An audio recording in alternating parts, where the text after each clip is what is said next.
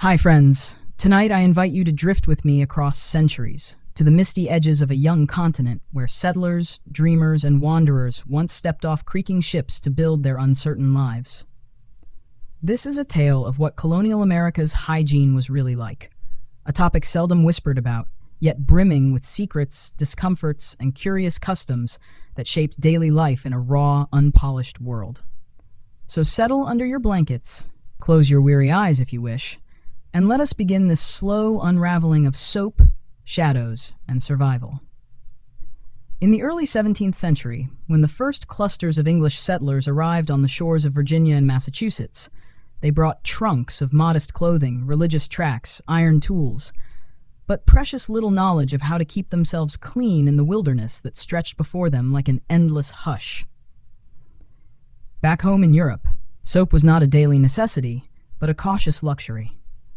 Many believed too much bathing could weaken the body or open the pores to unseen illnesses. Water, especially cold streams and rain barrels, was not trusted as pure. Thus, when these folk pressed their boots into the brambles of the New World, they carried not only hopes of new land, but also centuries-old suspicions about cleanliness. Imagine it now.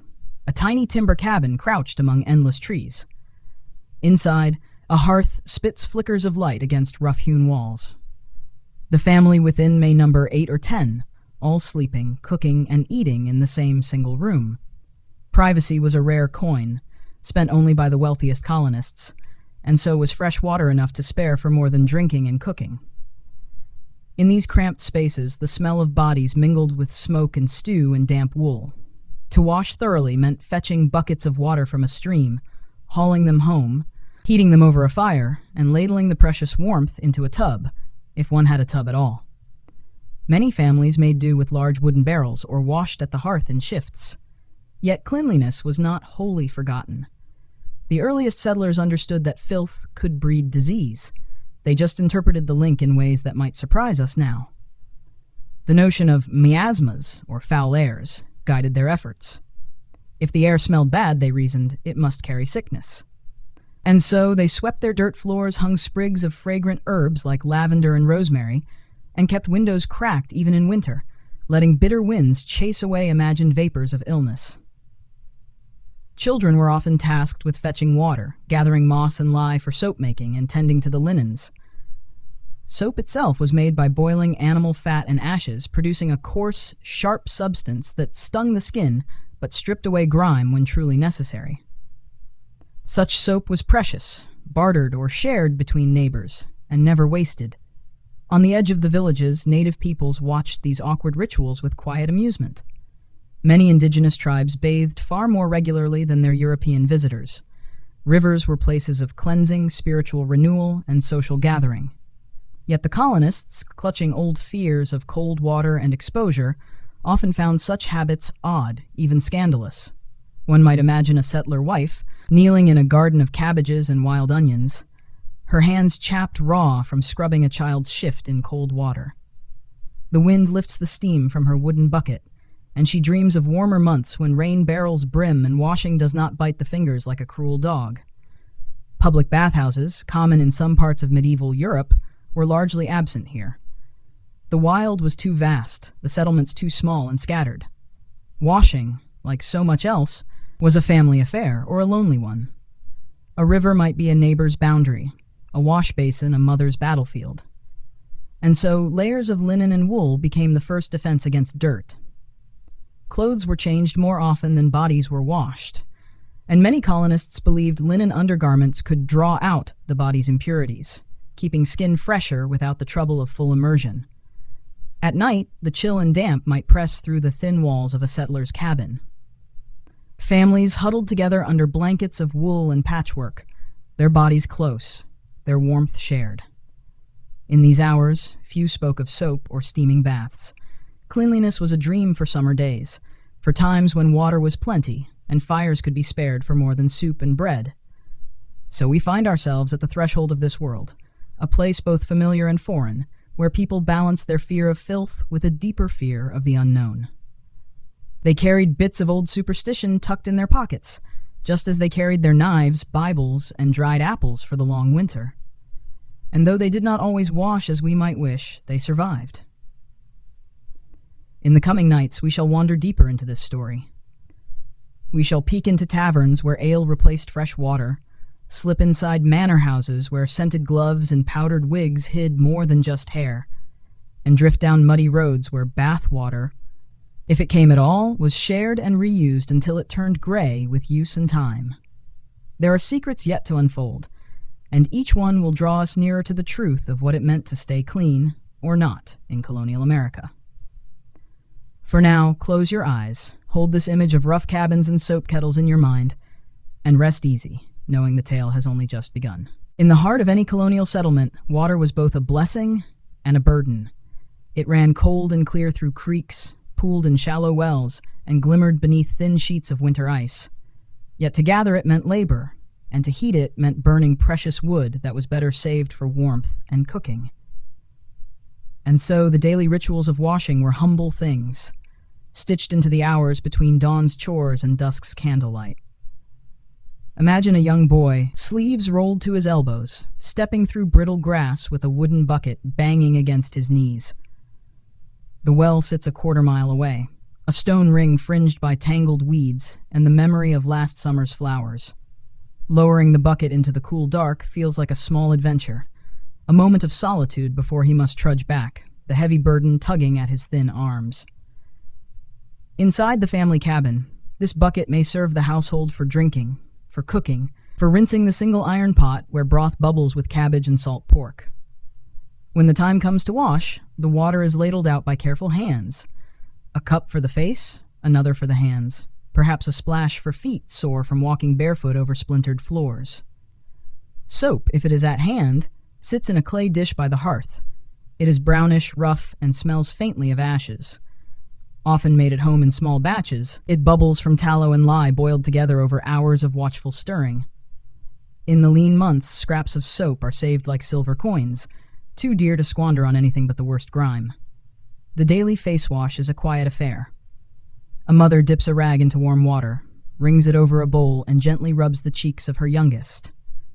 Elder children wash themselves when reminded. Hair, on the other hand, might go unwashed for weeks. Combing and powdering take the place of water and soap. Lice and nits are unwelcome guests, but not unfamiliar ones, and nitpicking, quite literally, becomes another domestic chore, done by the hearthlight with patient fingers and soft words. In wealthier households, the routine softens under layers of linen and ritual. A pitcher and basin stand in a corner of the bedchamber, sometimes decorated with painted flowers or a family crest. A servant might bring warmed water at dawn, pour it carefully while the master or mistress dabs their face and hands. Yet even here, a full bath is rare. Many believe soaking the entire body could drain the humors and invite chills. Better, they think, to sponge the most visible parts and change undergarments often. Underwear itself is a curious guardian of cleanliness. Linen shifts, chemises, and shirts cling close to the skin, absorbing sweat and oils. By changing these frequently, colonists hope to keep the body beneath somewhat fresh. Washing these linens is labor-intensive.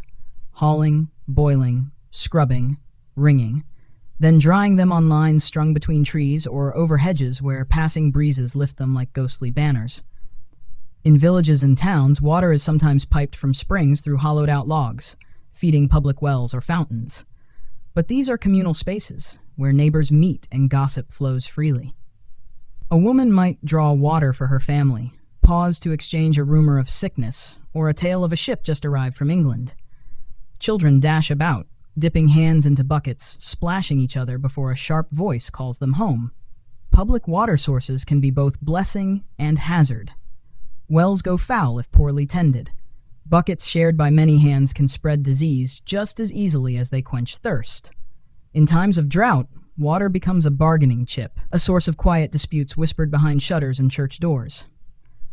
Bathhouses, familiar to some from Europe's bustling towns, find little ground in the colonies. The wildness does not invite communal bathing, and settlers carry with them the suspicion that such places breed vice and scandal. Instead, rivers and ponds offer the nearest thing to a bathhouse. In warmer months, children wade in shallows, men strip to their shifts and dunk themselves beneath rippling currents, and women wash garments while the cool water soothes sunburned skin. But these rivers are not always friendly. Currents run swift, banks crumble under careless steps, and stories of drownings drift through settlements like chilly drafts. A mother might hesitate before letting her daughter wade too far, choosing instead to pour a bucket over her hair on a hot afternoon, combing out tangles while murmuring lullabies against the hum of insects. In the countryside, far from clustered towns, a family may go days without seeing a neighbor. In such isolation, hygiene becomes as private as a prayer. A single rag might serve the whole household, rinsed and hung to dry by the hearth. A father might shave at the doorway, scraping a dull blade along his jaw as smoke from the chimney curls skyward. The smell of soap mingles with wood smoke, stew, and the earthy scent of damp soil. Despite the hardships, there is pride in small acts of cleanliness. A woman sweeping the dirt floor smooth each morning. A child scrubbing hands before supper, even if the water chills his knuckles. Neighbors might judge a house not by how often its occupants bathe, but by how neat the hearth appears, how fresh the linens smell when snapped straight in the wind. Cleanliness, then, is not absence of dirt, but a ritual of respect. For health, for neighbors, for the fragile hope of survival, in a world where sickness lurks behind each cough and fever. It is woven into chores, wrapped around family ties, carried in buckets from cold wells beneath the wide colonial sky. As night falls, the last basin is emptied into the garden, soap scraps are tucked away, and the family settles beneath quilts that smell of smoke and pine. Tomorrow, the boy will fetch water again. The mother will stir another pot of soap. And so, life in the colonies will flow on, one cup of water, one shared cloth at a time. By day, the village tavern was a hub of conversation, where boots thudded on straw-covered floors and the smell of roasting meat and spilled ale wove into the very timbers. By night, the tavern pulsed with the soft roar of voices, the clink of pewter mugs, and the warm hum of bodies gathered close against the chill beyond the door. Here in these dim rooms, scented with pipe smoke and hops, the struggle for clean drinking water found an unexpected ally. Beer. In colonial America, clean water was not guaranteed. Wells soured with runoff, rain barrels grew stagnant with leaves and insects, and the rivers that gleamed so innocently by day could harbor invisible dangers. It was no wonder, then, that ale, cider, and small beer were staples at nearly every meal. Fermented drink, so the colonists believed, was safer than water alone. Brewing boiled the water, chased off unseen perils, and offered a comforting bitterness that quenched thirst and dulled worry. Taverns were not merely places of leisure. They were newsrooms, post offices, makeshift courts, and community centers. A weary traveler might share a bench with a local farmer, the two nodding over tankards of thin beer, both aware that what they drank might keep them healthier than the cloudy well behind their cottages. For children, small beer, barely stronger than water, just enough to kill what lurked within. Filled mugs at breakfast and supper alike. One might think such heavy reliance on alcohol bred drunkenness at every table, but this was rarely the case for most households. The beer of daily life was weak by modern standards, just enough to stave off thirst and cleanse the palate of the sour taste of untrustworthy water. Stronger spirits, rum, brandy, whiskey, they saved for trade, celebration, or the secret solace of long winter nights when the wind rattled the shutters like ghostly fingers. In the glow of tavern lanterns, hygiene was a quiet undercurrent. Tankards were wiped with the same rag, passed hand to hand. The smell of sweat and horse lingered among men crowded at trestle tables. A stable boy might trudge in from the yard, his boots caked in straw and manure, and take his place among farmers and merchants alike. No one expected polished shoes or scrubbed nails. The comfort of warm drink and friendly voices mattered more than the pretense of tidiness. Behind the bar, the innkeeper's wife tended to her own rituals of cleanliness. She might rinse mugs in a barrel of water, tucked in a corner, scrub wooden trenchers with sand and ashes to scour away grease, and sweep rushes from the floor where spilled drink and scraps of food collected. Fresh straw would be laid down each week, masking odors and giving patrons the small pleasure of a softer step beneath their boots. Upstairs, guest rooms told a similar story. A bed might be shared by two strangers, paying for the right to sleep beneath rough blankets and wake to a breakfast of bread and beer. Sheets were not changed with every guest. Such luxury belonged to grander inns in larger towns. Instead, a quick airing by the window, a brushing of crumbs, perhaps a handful of lavender tucked beneath the pillow to sweeten the smell of nights already past. Travelers accepted these conditions without complaint. The comfort of shelter outweighed any dream of spotless linens. Soap was rare in these public houses. Washing was done hastily at a cold pump in the yard or at a basin perched on a back table. Travelers might splash their faces in the dawn chill, their breath rising in clouds, before strapping on boots still damp from yesterday's rain. A servant boy might carry a pail to fill the basin, breaking a thin skin of ice when winter wrapped its fingers around the countryside. Yet for all this roughness, taverns were places of warmth and resilience. Here, news of illness might spread with whispers and worried glances. If someone coughed too harshly into their tankard, neighbors might shift a little further down the bench. In times of smallpox or fever, taverns emptied overnight, fear driving people back to their own hearths, where they felt more in control of what they touched and drank. Candlelight flickered on pewter mugs, reflecting the faces of people who knew that true cleanliness was often beyond their reach. They did what they could with what they had, wiping, sweeping, boiling, and trusting in the sting of ale to guard their bellies. In these small acts, they crafted a fragile shield against sickness, one that was as much about hope as it was about any real science. For women who managed taverns, the work never ended. By day, they brewed the ale, stirred the pot of stew that might feed a dozen bellies, scrubbed trenchers clean of salted pork and bread crusts. By night, they laid out rushes anew, banked the hearth so it would not die before dawn, and mended sheets that would cradle the next traveler's weary bones. Their hands smelled of hops and soap ash, a blend of labor and survival. To sit in a corner of such a tavern was to feel the heartbeat of a young America. Rough, fragrant with sweat and drink, stitched together by the promise of warm company when the wind turned cruel. These rooms were not sterile, nor were they meant to be. They were alive with the noise of mugs clinking, boots scuffing on straw, and the soft, hopeful murmur of neighbors finding comfort in each other's presence.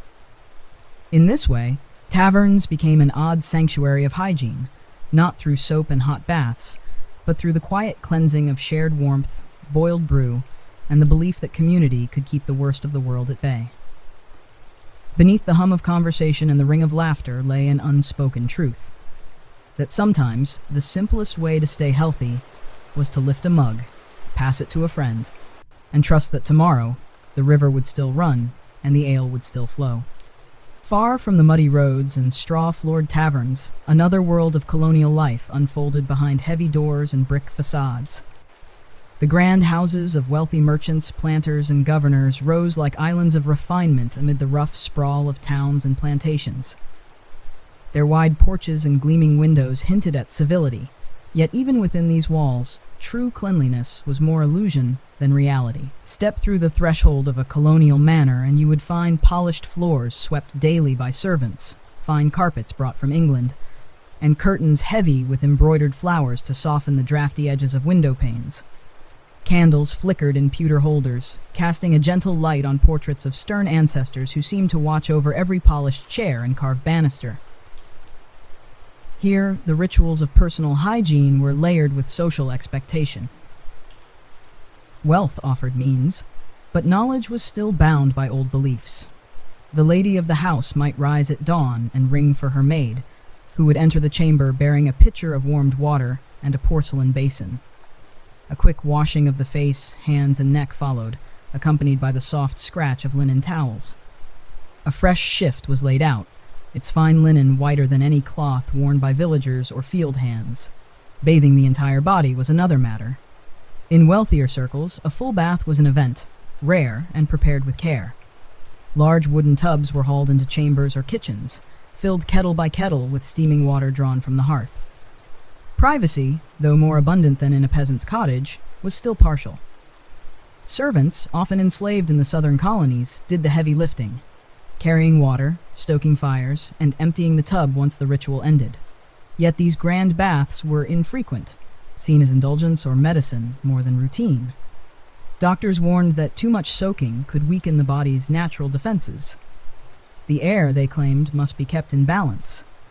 It was thought better to clean what showed, the face, the hands, the visible edges of respectability, and trust in powders, perfumes, and layers of linen to manage the rest.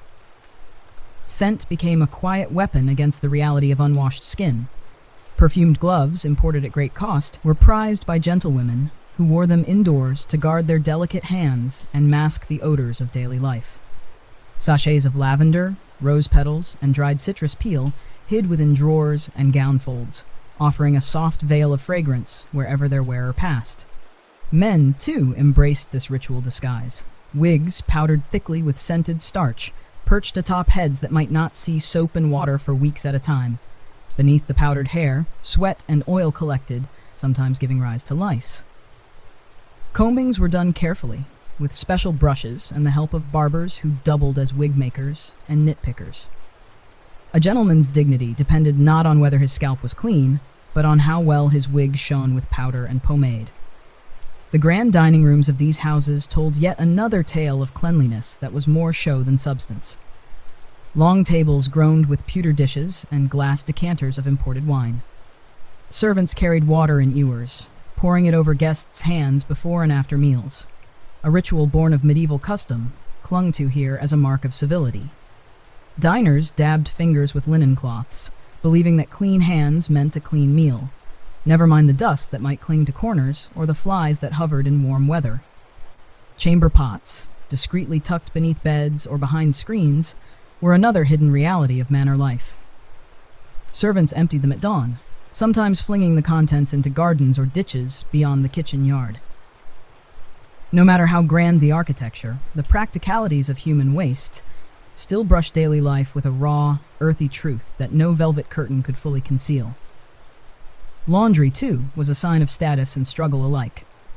Fine linen shifts and shirts were washed with care, boiled in copper kettles with soap made softer than that used by poorer folk. Bleaching was done by spreading cloth on green lawns beneath the sun, the bright rays working their quiet alchemy. Servants scrubbed and wrung the delicate fabric, hands raw from lye and water, while their mistresses oversaw the process from shaded porches, fans fluttering before powdered faces. For the enslaved and indentured who kept these rituals alive, hygiene was less about personal comfort and more about the constant labor of preserving the household's fragile mask of respectability. They washed clothes they might never wear, carried water they could never waste on themselves, and brushed wigs they would never don. Their own bodies were cleaned as time allowed, a stolen moment at a pump, a quick wash in a hidden creek after the day's toil was done. Despite all this effort, sickness still prowled behind paneled walls. Smallpox, dysentery, fevers that sprang from unseen sources. None could be held at bay by scented gloves or perfumed wigs. Doctors prescribed purges and poultices more often than baths. Windows were thrown open to banish foul airs, but deeper knowledge of germs and contagion lay centuries away.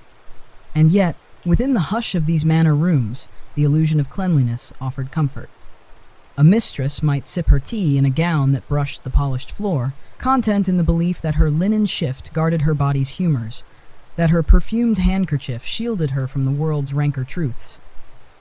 A master might inspect his reflection, wig freshly powdered, and believe himself untouched by the grime that clung to the roads just beyond his gates.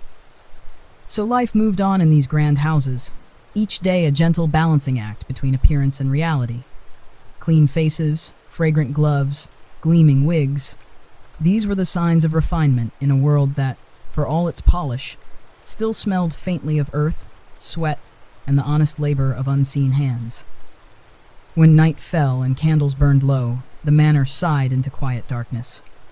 Somewhere beyond the curtained bed, a chamber pot waited. Somewhere in the kitchen yard, a servant poured out wash water beneath the same stars that watched over cabins and taverns alike. And in this delicate dance of soap and shadows, the truth of colonial hygiene lingered, half hidden behind the manor's graceful facade. Beyond the candlelit parlors and crowded taverns, there existed a quiet craft that wove itself into nearly every homestead and village in colonial America, the making of soap.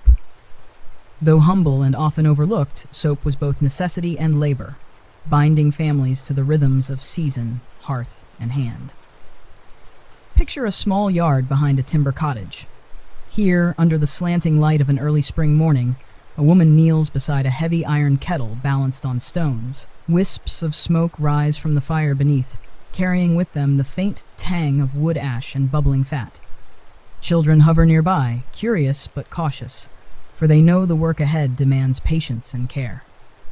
Soap in the colonies began with what the land and life offered. Ashes came from the hearth, the residue of nights spent warming cold bones and cooking simple stews. Fat came from slaughtered animals, hogs and cattle that gave not only meat but tallow and scraps, nothing wasted in a world where every resource counted.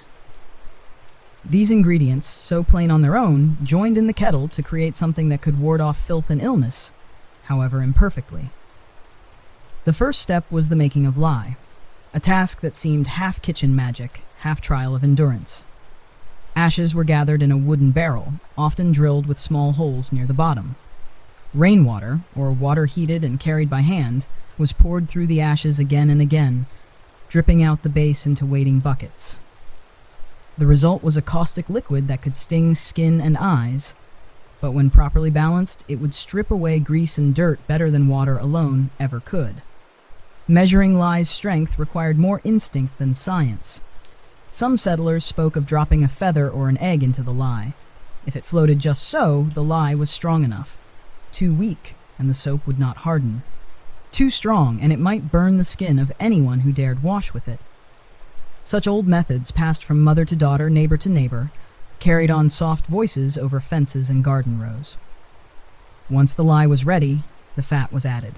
It might be rendered from kitchen scraps saved over winter, or from the fresh butchering of a hog in late autumn. The fat was melted down, impurities skimmed off, and then poured carefully into the iron kettle to meet the waiting lye. Together, they were stirred with long wooden paddles, the mixture thickening slowly over the fire's steady breath.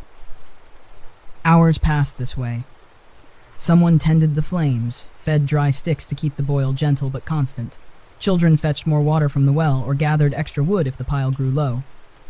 All the while, the mixture shifted, from thin and oily to thick and soapy, bubbling with a sharp, acrid scent that clung to clothes and hair. When at last the soap was deemed ready, it was poured into wooden molds, often simple boxes lined with cloth. There it would cool and harden overnight, forming rough blocks of a dull, grayish brown. No fancy colors or fragrances here, only the promise of practical cleanliness. Once hardened, the blocks were cut with wire or a sharp knife, stacked on shelves to cure. A good bar of soap, when properly dried, might last a family weeks, if they were careful. Soap was precious because the work behind it was hard and time-consuming. In wealthier towns, some enterprising folk took to making larger batches for sale or trade. Traveling peddlers sometimes carried cakes of soap alongside pins, ribbons, and spices, offering a bar in exchange for eggs, candles, or a few coins. Even so, most households preferred their own, trusting the tried-and-true hands that stirred the kettle behind their own house. Beyond washing skin, soap found other uses in colonial life. It scrubbed wooden floors until they shone pale and smooth. It cleaned dishes and pewter plates, although rinsing was just as important to banish the bitter taste of leftover lye. Stubborn stains on linen shifts and shirts yielded only to the sharp bite of homemade soap, rubbed and pounded on scrub boards near creeks or wells where women knelt for hours, sleeves rolled high, laughter and gossip drifting on the breeze. Yet soap, for all its value, could not do all the work alone. Water remained a fickle ally. Wells went dry, buckets cracked, and fires sometimes refused to burn hot enough on damp days when rain slithered down the chimney. Still, the ritual continued season after season. Soap days were marked on calendars and whispered about during church gatherings. Which neighbor's batch turned out well, which was too soft or harsh, which young bride had yet to master the lye barrel. In some households, the task of soap making became a point of quiet pride. A well-cured bar, smooth and firm, spoke of a tidy home and a thrifty hand. A mother might wrap a piece in cloth and tuck it into her daughter's dowry chest, a small promise that wherever the girl went, she could carry this simple art with her. For enslaved people and indentured servants, the work of soap making was another demand folded into endless days of labor. They stirred the kettles, carried the heavy buckets, and bore the burns and blisters that sometimes came when lye splashed unguarded skin. They knew, perhaps more than anyone, how vital this rough bar could be, and how often its promise of cleanliness served the comfort of others more than their own.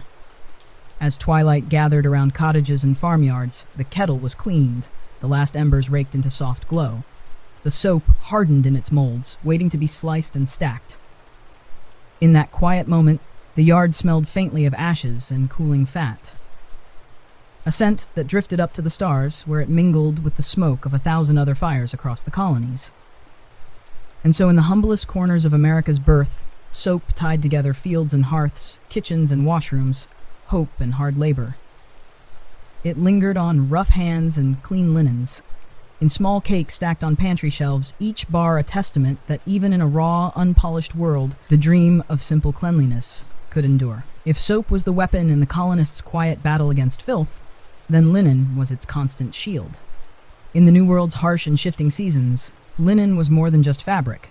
It was armor, ritual, and hope stitched into every fold. Step into a colonial bedroom at dawn, where frost still webs across the tiny panes of a casement window. A woman, half-dressed in the soft blue light, pulls a fresh linen shift over her head. The cloth slips against her skin, cool at first, then warming as her body's heat seeps into the threads. This simple garment, plain and white, will catch the sweat and oil that life demands she shed daily.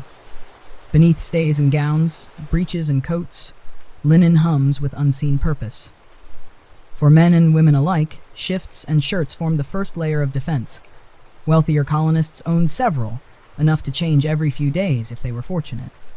For the poorer folk, a single shift might be washed and dried in turn, flapping on a line in winter wind, or draped across the hearth on rainy days when the outdoors offered no mercy.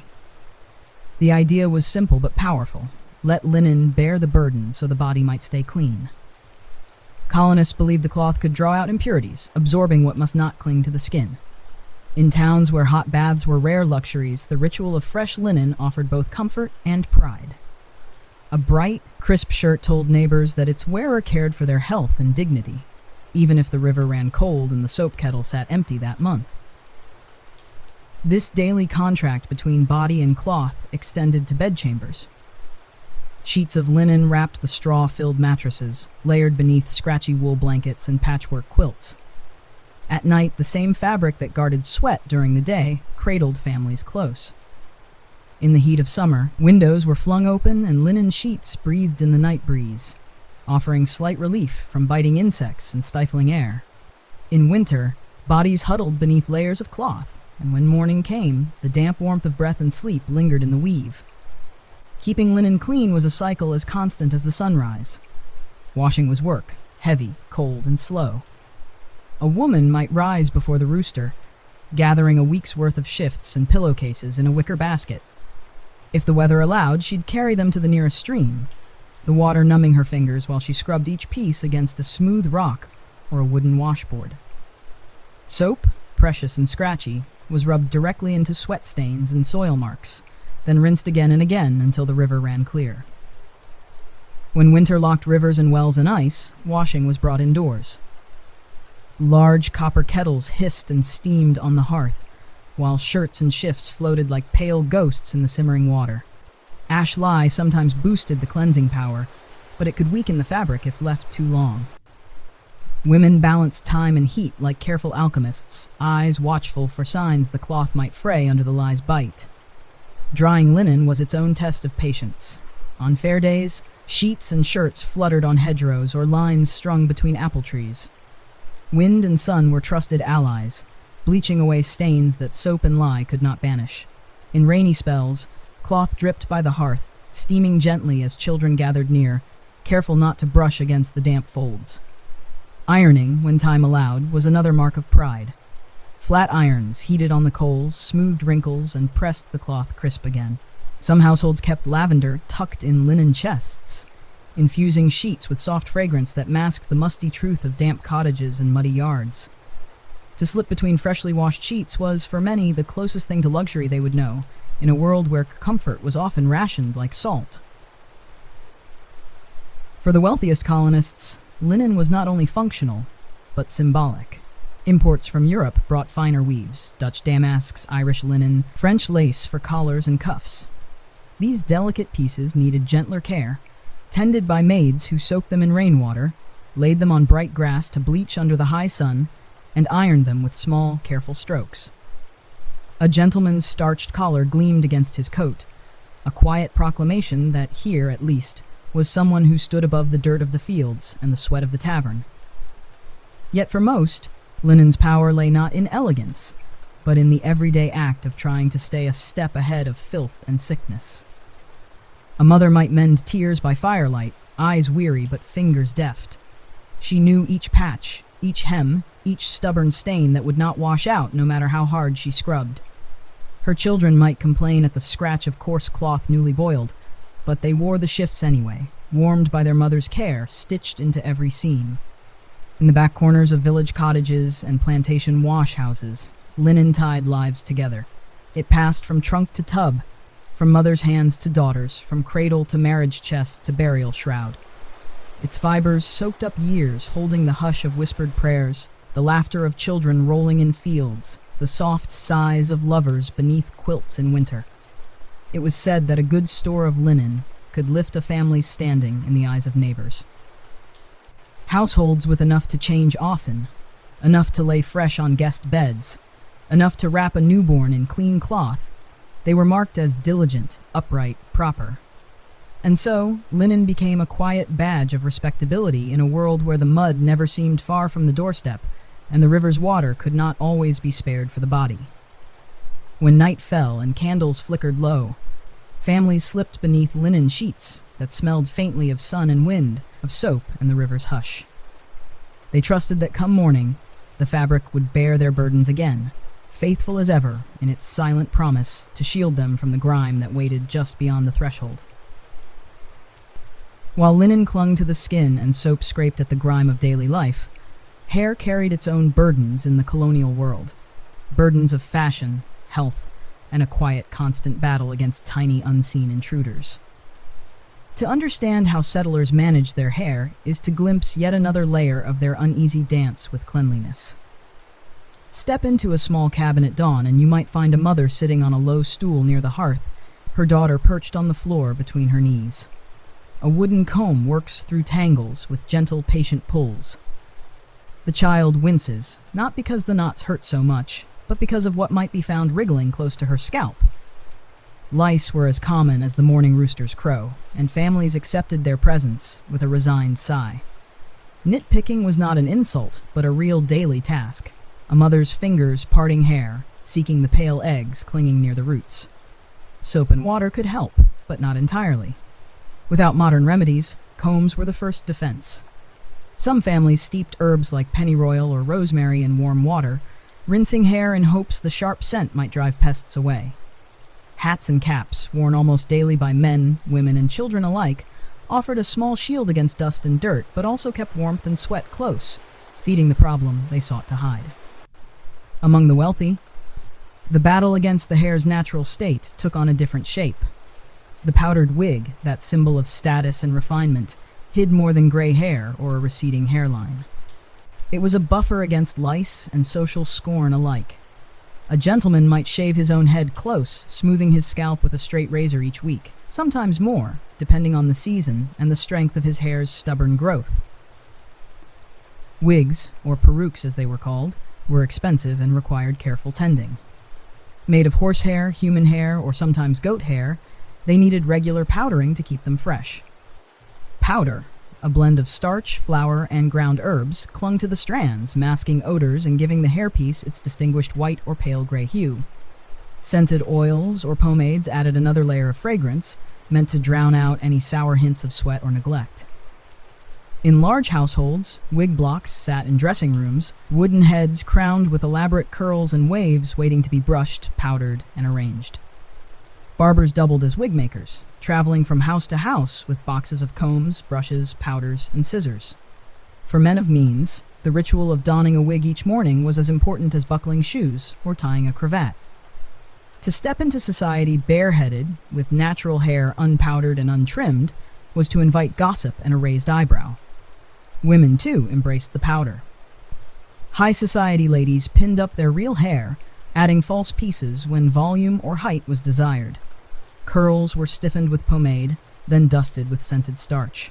Fashion demanded towering coiffures adorned with ribbons, feathers, or even miniature ships and gardens, though such extravagance was more common in Europe's courts than the raw edges of the American colonies. Yet even the grandest hairpieces could not escape reality. Lice thrived in wigs just as they did on living scalps. Servants, enslaved or hired, were tasked with combing and cleaning, brushing out old powder, replacing it fresh, and hunting for signs of infestation. Wigs that smelled musty were aired out in attics or hung by windows where breezes might carry off the stale scent. Still, the notion of fully washing a wig was rare. Water could ruin the careful curls and weaken the stitching that bound the hair to its form. For those without the coin for powdered wigs or elaborate pomades, simpler styles prevailed. Men kept hair tied back with leather or cloth, hoping to tame the dust and sweat that came with long hours in fields or shops. Women plaited their hair in thick braids, pinned them under bonnets, or covered them with linen caps that kept loose strands away from bread dough and candle wicks. In some households, hot water was reserved for hair washing only a few times a year. Perhaps more if a mother's patience or a father's pride demanded it. Rain barrels offered the best source, the soft water kinder to hair than the mineral-heavy wells that left strands coarse and brittle. Children were sometimes dunked outside on warm days, squealing beneath buckets poured from on high, soap lathered into their hair while mothers scolded and laughed in equal measure. Among indigenous tribes, whose customs the colonists sometimes eyed with suspicion and envy, hair was often washed far more frequently. Rivers and streams were gathering places where families bathed, children splashed, and hair was combed with carved wooden or bone picks. Some native peoples used plant-based soaps made from yucca or other saponins, cleansing both hair and skin with a natural ease that puzzled newcomers burdened with old European fears of wet skin and open pores. Still, few colonists fully embraced these ways. Their customs were anchored to the belief that too much washing might do more harm than good. Better, they thought, to shield hair with linen caps, woolen hats, or wigs powdered to perfection, each a layer of protection against the rough world and the unseen world alike. As night settled over cabins and manor houses, the rituals of hair care came to a quiet close. Wigs were laid on blocks, combs were rinsed, caps were smoothed and folded near the bedside. A mother's fingers, sore from picking knits, rested at last as her children drifted into dreams. In the hush of those sleeping hours, hair and scalp breathed free for a moment, until the next dawn's combing began the ancient struggle anew.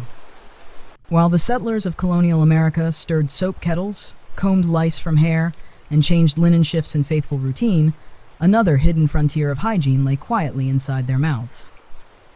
It was here, behind lips closed in polite conversation and laughter by candlelight, that a different struggle unfolded, one that left few untouched by the slow ache of decay.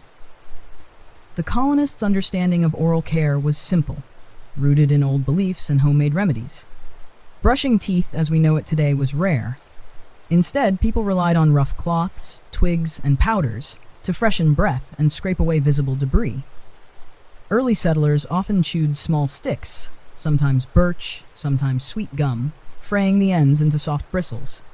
These chew sticks worked well enough when used diligently, but they did little to reach deep into the hollows where decay took quiet hold. Ashes from the hearth found another use here. A pinch of fine ash or salt might be rubbed along the gums and teeth with a finger or rag. Some households mixed sage or mint into these powders, hoping the herbs might sweeten the mouth's hidden corners.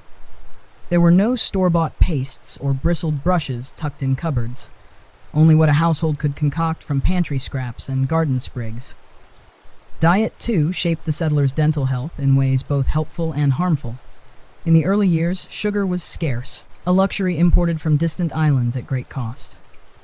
Honey sweetened pies and tarts when it could be spared, but for many, sweetness was still a rare delight. Hard bread, salted meat, and coarsely ground grains dominated the table, foods that could scrape at plaque, but also cracked teeth worn soft by age or misfortune. Without modern dentistry, a toothache was not merely an inconvenience. It was a misery that could linger for months or years, turning warm smiles into tight-lipped grimaces. Remedies for pain ranged from herbal poultices to strong spirits, swallowed or pressed against the aching tooth. Cloves, known to numb the gums, were prized when they could be found. Some settlers placed heated iron or hot coals near the cheek, hoping to draw out the bad humors that caused the rot within. When the pain grew unbearable, there was but one solution: extraction. The village barber, who doubled as surgeon and sometimes dentist, kept iron forceps close at hand. These tools, crude by any modern measure, grasped the offending tooth in an unyielding grip. The patient sat in a wooden chair, braced by a neighbor or family member, the air thick with the smell of sweat and fear. One sharp pull, sometimes two, sometimes three, and the tooth came free, with a crack that lingered in memory long after the pain faded. For the wealthy, who might afford porcelain or ivory teeth imported from Europe, there was the faint hope of replacing what decay claimed. False teeth, held in place with wires or carved plates, offered the illusion of an unbroken smile at gatherings and dinners. But they were uncomfortable, often ill-fitting, and carried their own risks of infection. Most chose to hide their gaps with tight-lipped laughter or well-placed fans and handkerchiefs. Oral hygiene was not only a private burden, but a social one. Bad breath was more than an inconvenience in close quarters where people sat shoulder to shoulder at church, tavern, or around narrow supper tables. To mask it, colonists chewed herbs like parsley, mint, or fennel. Some carried small pouches of dried herbs in their pockets, pressing them to their tongue when conversation demanded a show of refinement. Children suffered too, though many parents did not yet know how deeply diet and care shaped their young ones' teeth. Sweet treats were more common in prosperous homes, where imported sugar and candied fruit made their way onto holiday tables. A child might savor these delights only to feel the dull throb of a cavity weeks later, left to grow until the ache could no longer be ignored. Indigenous peoples, by contrast, often maintained healthier teeth, a fact that European settlers sometimes noted with quiet envy. Traditional diets rich in fresh vegetables, game, and fibrous roots left less residue to feed decay. Chewing sticks and herbal rinses were common in many tribes, simple yet effective methods that settlers might have adopted more widely had they not clung so tightly to old European habits. Despite the discomfort and dread, talk of teeth rarely found its way into diaries and letters. It was a quiet suffering, hidden behind polite words and tight smiles. Friends might whisper of a neighbor's missing molars or a cousin's rotting gums, but such talk faded quickly in a world more concerned with crops, weather, and the threat of fever. Inside the hush of candlelit rooms, a mother might press a cloth to her child's cheek, murmuring soft prayers while the ache wore on. A father might rinse his mouth with strong spirits before greeting guests, hoping the sharp burn would chase the worst of the sour taste away. When extraction came, it was done swiftly and then forgotten, or tried to be, as life carried on, always forward, always hungry for more. So teeth became another frontier of colonial America's hidden hygiene, a place where pain, shame, and small acts of care mingled in the shadows. In the end, it was not soap or water that protected a colonist's smile, but luck, resolve, and the quiet hope that tomorrow's bread would be kind, and tomorrow's sugar scarce.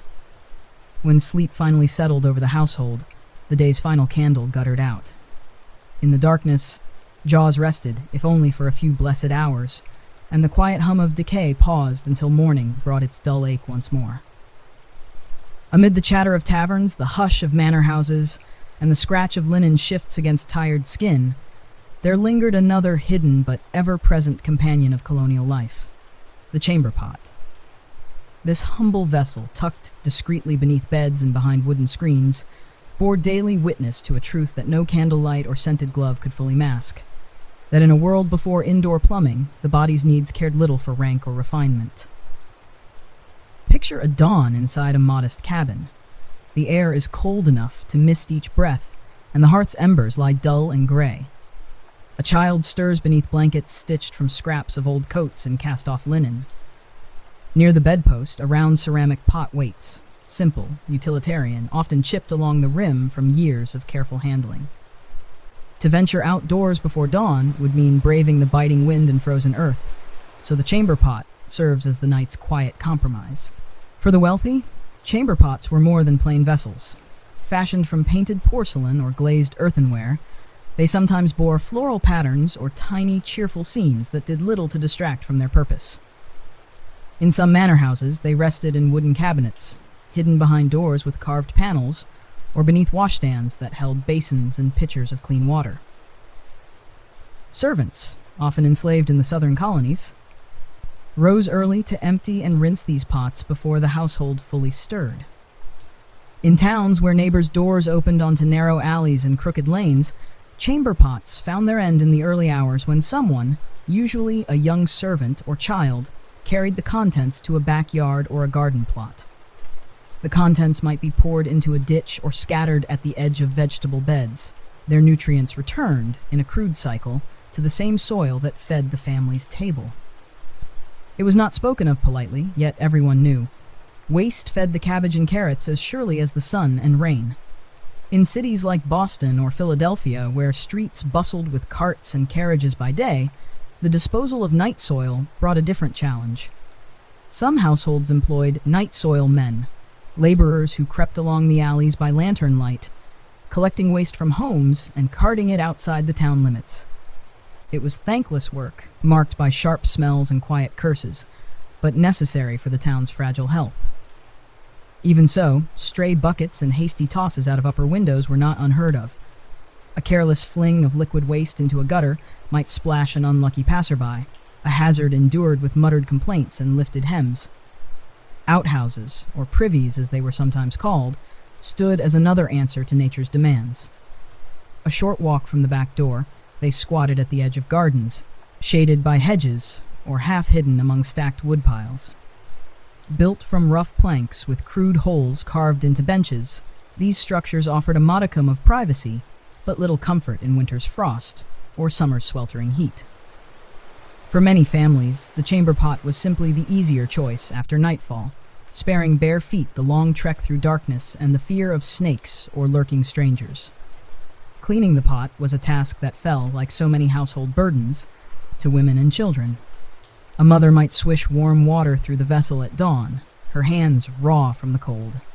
Ash or sand might be added to scrub away stains before the pot was dried and placed back under the bed, ready for another night's keeping. A cracked or leaking pot was a quiet disaster, its replacement requiring barter or precious coins that might have gone towards salt, nails, or a scrap of bright calico. In grander homes, a guest chamber pot was a mark of courtesy. When visitors arrived from distant farms or towns, they were shown to bedchambers where crisp linen sheets waited and a discreet pot rested beneath the washstand. To offer such convenience was a sign of thoughtfulness, an unspoken promise that even the basest needs would be met in comfort and privacy. Despite its usefulness, the chamber pot was never spoken of freely. In polite conversation, one might refer to a necessary, or simply nod toward the door with a glance that said enough. Children were taught to be discreet, to carry full pots carefully, and to keep the worst smells and sights hidden from guests. Yet in every household, highborn or humble, the pot remained as necessary as the hearth or the table. For many settlers, the cycle was practical if unpleasant. What left the chamber pot often found its way to the compost heap or the garden rows. Some households dug pits beside the barn or at the far end of the orchard, burying waste beneath layers of straw and soil that slowly fed the hungry earth. Chickens pecked at the edges, scratching for insects, unconcerned by the secrets hidden in the loam. Visitors from Europe sometimes marveled at the casual way waste was folded back into the soil. In crowded cities across the Atlantic, cesspits overflowed, and streets stank beneath the weight of thousands of chamber pots emptied into gutters and sewers each dawn. In the colonies, where land stretched wide and wild, there was more space to scatter, bury, and return what the body yielded. Still, sickness lingered in the shadows of these necessary rituals. Dysentery, typhoid, and other diseases sprang from careless disposal, from wells dug too close to privies, from children's bare feet wandering through the garden where the night's secrets had been buried. Yet in the absence of modern knowledge, colonists did what they could with the tools and beliefs at hand. Sweeping, scrubbing, and trusting that fresh air and good earth would carry away what they wished to forget. When dusk fell and shutters closed tight against the cold, the chamber pot sat patiently at the foot of the bed once more. It was a humble sentinel through the long dark hours, reminding each household that in the end, beneath linen and wig powder, soap and scented herbs, all bodies bowed to the same old truths. Amid the crackle of hearths and the hush of linen sheets, there was one chamber in every settlement where cleanliness was not merely custom but the thin line between life and death: the birthing room. Here, where cries of labor echoed against timber walls and whispered prayers tangled with the scent of sweat and herbs, the midwife's hands guided new life into a world where soap and shadows endlessly danced. The midwife's work began long before a child's first wail. She was the keeper of knowledge passed through generations, a gatherer of roots, leaves, and folk secrets that eased the pains of women and braced them for the hours ahead. Her leather pouch carried sprigs of rosemary for courage, sage for cleansing, and linen strips boiled and dried, ready to catch the tide of blood that no one spoke of in polite company. Cleanliness within the limits of the time was a careful ritual when birth neared. In a modest cabin, a mother's bed might be stripped of its everyday sheets and laid with the best linen the household could spare. Water was heated on the hearth in heavy iron kettles filling basins that steamed in the cold room air. The midwife washed her hands in warm water scented with vinegar or strong spirits, believing the sharp sting would chase away foul humors and lurking sickness. No one spoke of germs or invisible infection. Instead, they trusted fresh air and boiling water to banish danger. Windows were cracked, even in the bitter chill of January, to let stale air drift out and make room for what the midwife called God's breath. Curtains fluttered in the draft, shadows dancing on walls where flickering candles cast pools of gentle light. When labor began, the room filled with the soft shuffle of women's shoes on plank floors. Neighbors gathered to boil more water, to warm bricks wrapped in cloth that eased the ache of strained backs, to wipe a brow with cool linen dipped in rosewater if any could be spared. A midwife's hands were rarely still, massaging, lifting, guiding, always steady, always firm, a quiet promise in a world where no promise was certain. Should the birth come swiftly and cleanly, the new child was wrapped in soft cloths, its mother soothed with broth and whispered blessings. The linen that caught the worst of the birth was bundled away to be boiled or buried, hidden before curious eyes could gossip about the details that belonged to women alone. Soap, harsh on tender skin, was used with care to wash the mother's thighs, the newborn's slick head. More often than not, warm water and clean cloth were trusted first, the soap reserved for the final touch when all was done. Yet not all births went kindly. Complications, so common and so feared, turned the midwife's steady hands into desperate instruments. If the child refused to turn or the mother's strength waned, prayers mingled with hurried instructions. More hot water, more cloth, hold her up, keep her awake. In these moments, cleanliness became more than ritual. It was a thin hope that death might yet be held at bay by the scald of boiled linen and the bitter wash of spirits poured across trembling fingers. Sometimes, despite all care, fever found its way into the mother's bed in the days that followed. Puerperal fever, though they did not name it so, was whispered about in dread. The sickness that took strong women days after childbirth, leaving husbands hollow-eyed at doorways, children peering wide-eyed from bed corners. Neighbors spoke of bad air, cursed luck, the will of God, never knowing that what clung to the midwife's apron strings or the folds of an unwashed hand could carry death from one chamber to the next. Still, the midwife was not blamed easily. She was too essential, too woven into the fabric of life. In villages and scattered farms, she brought more than skill. She brought comfort. She knew which herbs steadied a heartbeat or drew milk to breasts too slow to yield. She whispered secrets to frightened girls who feared their first birth pangs, and she sat by the dying when their time came, washing the final sweat from brows with the same careful hands that had welcomed new cries hours or years before. Some midwives were trained in Europe's old methods, having crossed the Atlantic with trunks full of battered medical books and carefully wrapped instruments. Others learned from mothers and grandmothers, from the quiet mentorship that passed from older hands to younger ones by firelight. No ink or parchment needed. Among enslaved women, midwifery became a hidden thread of survival and community, skills passed secretly within families when law and owner's will allowed no formal learning. Whatever her origins, the midwife's reputation was built slowly, woven from whispered praise behind closed shutters. She saved my Mary when fever took hold. She turned the baby when it was stuck. She knows how to wash a wound so clean the skin knits smooth again. Her fee might be a few coins, a hen, a sack of flour, or simply the promise that when her own hour came, others would tend her bed with the same care. After the birth, the room was aired, the stained linen scrubbed in boiling water, then laid across hedgerows to bleach beneath the sun's forgiving gaze. Soap cracked cold fingers, lice stung red knuckles, but the work was done all the same. By the time neighbors arrived with bread or broth, the birthing room was scrubbed back to quiet order, a hearth swept clean, as if the raw mystery of birth had never danced there at all. When dusk fell and the mother drifted to sleep, her baby curled against her side, the midwife gathered her things, herbs bundled tight, cloths folded neat, and stepped back into the wider world. Tomorrow, another knock might come at her door. Another candlelit room, another basin of steaming water, another fragile life ushered into the restless hush of colonial America. Even the strongest soap, the whitest linen, and the steadiest midwife's hands could not keep every shadow at bay. In colonial America, sickness drifted like an unseen fog, slipping through doorways, riding on breath, clinging to the folds of coats and bonnets.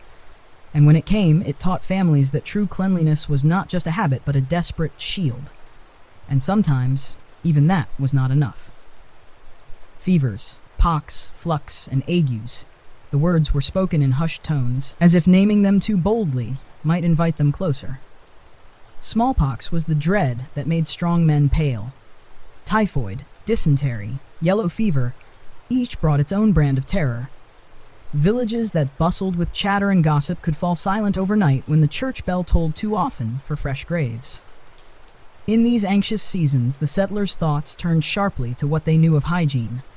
A mother scrubbed her children's hands raw with rough soap, though she could not see the tiny seeds of sickness that laughed at such scrubbing. Families swept floors daily, aired blankets in the thin winter sun, hung sachets of rosemary and lavender over doors and windows to chase away what they called foul airs. Herbs were burned in small braziers, their smoke curling up like fragile prayers. Quarantine. The word carried weight before it found its way into printed notices nailed to meeting-house doors. When a house fell ill, a rough sign might be placed near its gate.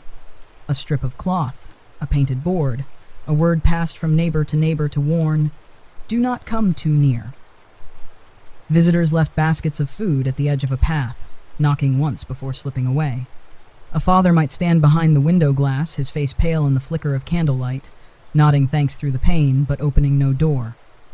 Inside, the family clung to what knowledge they had. A sickbed was placed near the window if the season allowed, so that fresh air, cold but trusted, could sweep the fever away. Sheets were changed as often as water, soap, and energy permitted. Those strong enough boiled cloths in copper kettles, wrung them out with hands gone pink from the scalding heat. The smell of soap and steam became a kind of thin armor against dread. Doctors, when they came, brought their own ideas of cleanliness. Some insisted the room be kept clear of clutter, floors swept, chamber pots emptied far from the well. Others offered bleeding and purging instead, believing the body must rid itself of poison by any means. A sharp knife, a horn cup for leeches, a basin to catch what was drawn out. These tools gleamed no matter how clean the room appeared. Among neighbors, fear and compassion wrestled in uneasy balance. Some families shut their doors fast, trusting only in isolation to protect them. Others stepped bravely through thresholds where fever had already settled, risking their own health to carry broth, wash a child's face, or change a sweat-soaked shift when the mother could no longer stand. The enslaved, bound by law and owner's will, often bore the heaviest burden in sickness. They emptied chamber pots, carried soiled linen to be scrubbed at the yard's edge, tended children who coughed all night, while their own families waited elsewhere. Their hands learned the shapes of suffering as well as any doctor's, though their knowledge rarely found its way to written pages or fine medical treatises. When the worst of the illness passed, if it passed, the work of cleansing began anew. Hearth fires burned day and night to boil water, to scour floors and walls. Bedding was carried outside to hang over hedges and fences, spread wide under the watchful sun. A mother might scatter vinegar across window ledges and door frames, believing its sharp scent would keep evil humors from creeping back inside. Sometimes entire houses were abandoned when death had taken too many. Neighbors whispered of homes where fever lingered in the walls, hidden in the splinters of floorboards or the hush of cold hearthstones. Families who could afford it fled to other towns, leaving behind furniture, linens, even well-worn beds, all too steeped in sorrow to risk reclaiming. Through all this, fear shaped daily habits. A single cough at the market made mothers draw children closer. The sight of a neighbor's shuttered window, unlit at dusk, tightened chests with unspoken worry. And yet life pressed forward. Fields still needed tending. Bread still needed baking. Wells still drew water, no matter what lingered in its hidden depths. The constant struggle taught its own lessons. Clean hands, fresh air, scoured floors. These small acts became ritual, repeated even when sickness lay sleeping for a season. A broom leaned by the door was not just for dust, but for hope. A bucket of lye-soaked water by the wash basin spoke of more than soap. It spoke of the desperate human wish to wash away what could not always be seen or stopped. In the stillness of night, when fevered breathing eased or silenced at last, the family gathered what remained. The soiled shifts, the basin with its thin rim of blood or bile, the crumpled herbs on the windowsill, all were carried out to be buried, burned, or scrubbed until only the ghost of illness clung faintly to the walls. By dawn, neighbors might gather again on doorsteps, offering broth, cloth, or simply quiet company. And though they spoke of the weather, the crops, the ships in the harbor, they knew in their hearts that tomorrow or next year, the shadows might return. Until then, they swept, they boiled, they washed, trusting each humble gesture of cleanliness to stand guard against what they could not fully understand or conquer. And so the colonies learned, room by room, bed by bed, that soap and vigilance were threads woven through survival, fragile yet stubborn, just like the people who clung to them as the seasons turned and the world spun on. If one wished to see the hidden heart of colonial cleanliness, one need only follow the winding path that led to the riverbank on wash day. There, where water met stone and voices tangled with birdsong, families waged their weekly war against dirt and stains, armed with lye, soap, and endless patience. Laundry was not a chore that slipped quietly between other tasks. It claimed whole days, sometimes two, demanding the labor of many hands. At dawn, the yard behind a small cabin or the muddy bank by the village stream stirred with quiet movement. Baskets creaked beneath the weight of soiled shifts and linen sheets. Iron kettles were hoisted onto bricks and coaxed to life with dry twigs and careful breath. Smoke rose in gentle coils, carrying the sharp scent of burning wood and soap scraps saved from the hearth. A mother might stand knee-deep in water at the river's edge, skirts tucked high, sleeves rolled past her elbows. Beside her, older daughters and neighbor women bent to their own washing boards, scrubbing until their knuckles turned raw and pink beneath the lie's harsh touch. Younger children gathered sticks or fetched fresh water in battered pails, darting in and out of the women's chatter like bright minnows in a shallow stream. For all its toil, laundry day was not just work. It was communion. Here, over the slap of wet cloth against smooth stones, neighbors traded news of births and deaths, rumors of ships newly arrived at distant ports, quiet suspicions about who might be courting whom. Secrets slipped out as easily as soap foam slid down linen sleeves. A harmless spilling of words softened by the rhythm of washing. Soap was precious, so it was rationed wisely. A hard bar of homemade lye soap might be shaved with a small knife, flakes dropped into the steaming kettle where water turned cloudy and sharp. Stubborn stains met their match beneath the suds and the relentless pounding of fists or wooden paddles. Some women whispered of using buttermilk or sour whey to brighten yellowed cloth, though such luxuries were rare and better saved for cheese or baking when times were lean. On fair days, clean linen was carried in dripping armfuls to grassy clearings or draped over hedgerows, the white cloth flapping in the breeze like banners of domestic victory. The sun was an ally, bleaching out the last ghosts of stains that even the strongest soap might fail to banish. Chickens scratched beneath the flapping sheets. Children ran between them squealing, ducking behind the shifting walls of linen-turned sails.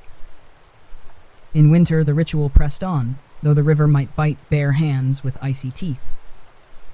Then, washing moved closer to the hearth. Kettles hissed and spit as shirts and sheets boiled in soapy water, the steam wrapping the washroom in ghostly fog. Rinsing might still demand a quick dash to a half-frozen barrel or a crackling well, the splash of cold water making the final rinse as bracing as any sermon. No family was exempt. The wealthiest households handed their washing to maids or enslaved women, who toiled in separate washhouses or open yards where steam rose like a silent offering. Linen shifts from fine bedrooms, tablecloths from grand dining rooms, napkins stained with gravy and spilled wine, all found their way to the same soapy tubs.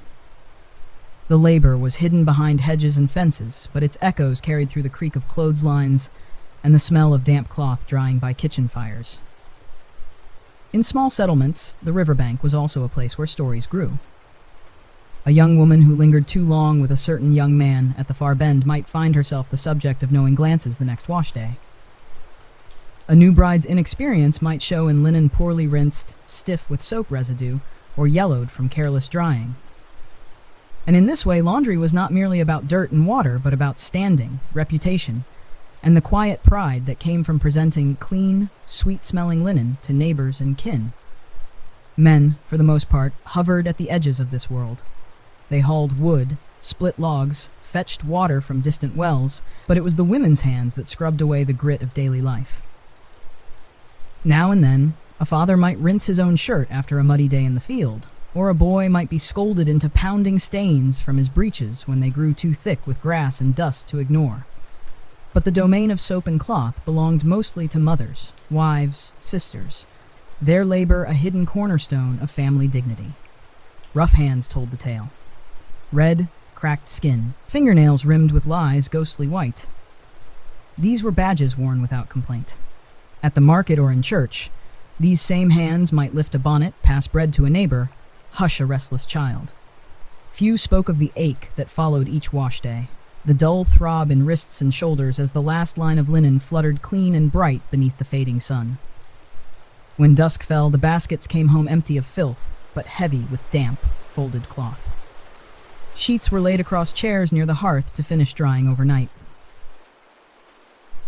A mother might rest her feet before the fire, rubbing salve of goose fat or lard into her split knuckles, already planning next week's wash, for the dirt would always return, carried on boots and hems, woven into the very fibers of colonial life.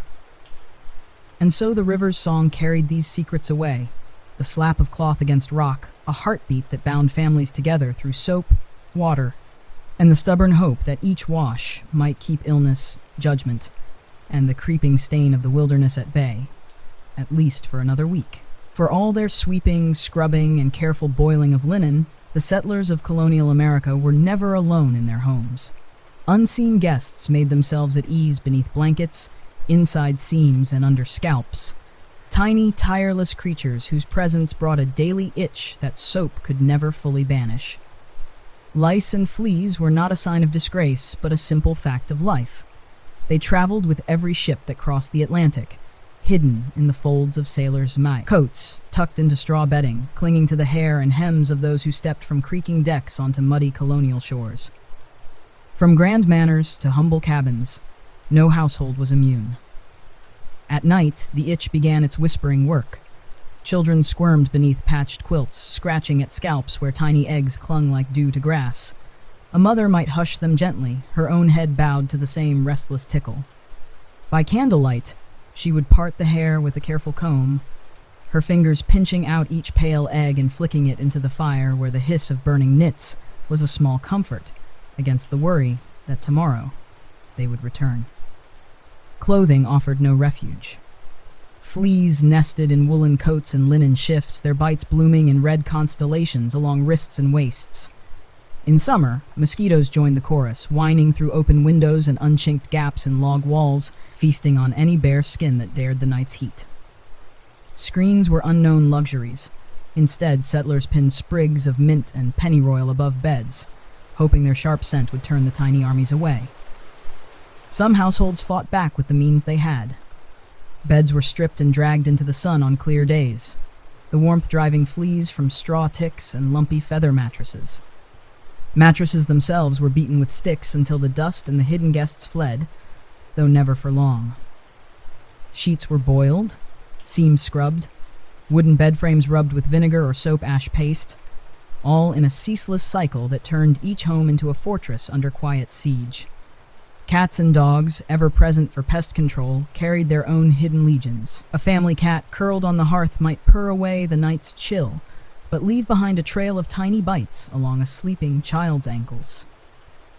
In barns, rats and mice brought more than ruined grain.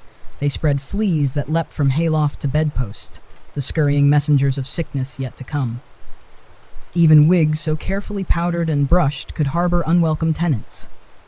A gentleman might remove his fine peruke at day's end, only to find it alive with tiny motion, the powder doing little more than disguising the itch beneath perfume and starch.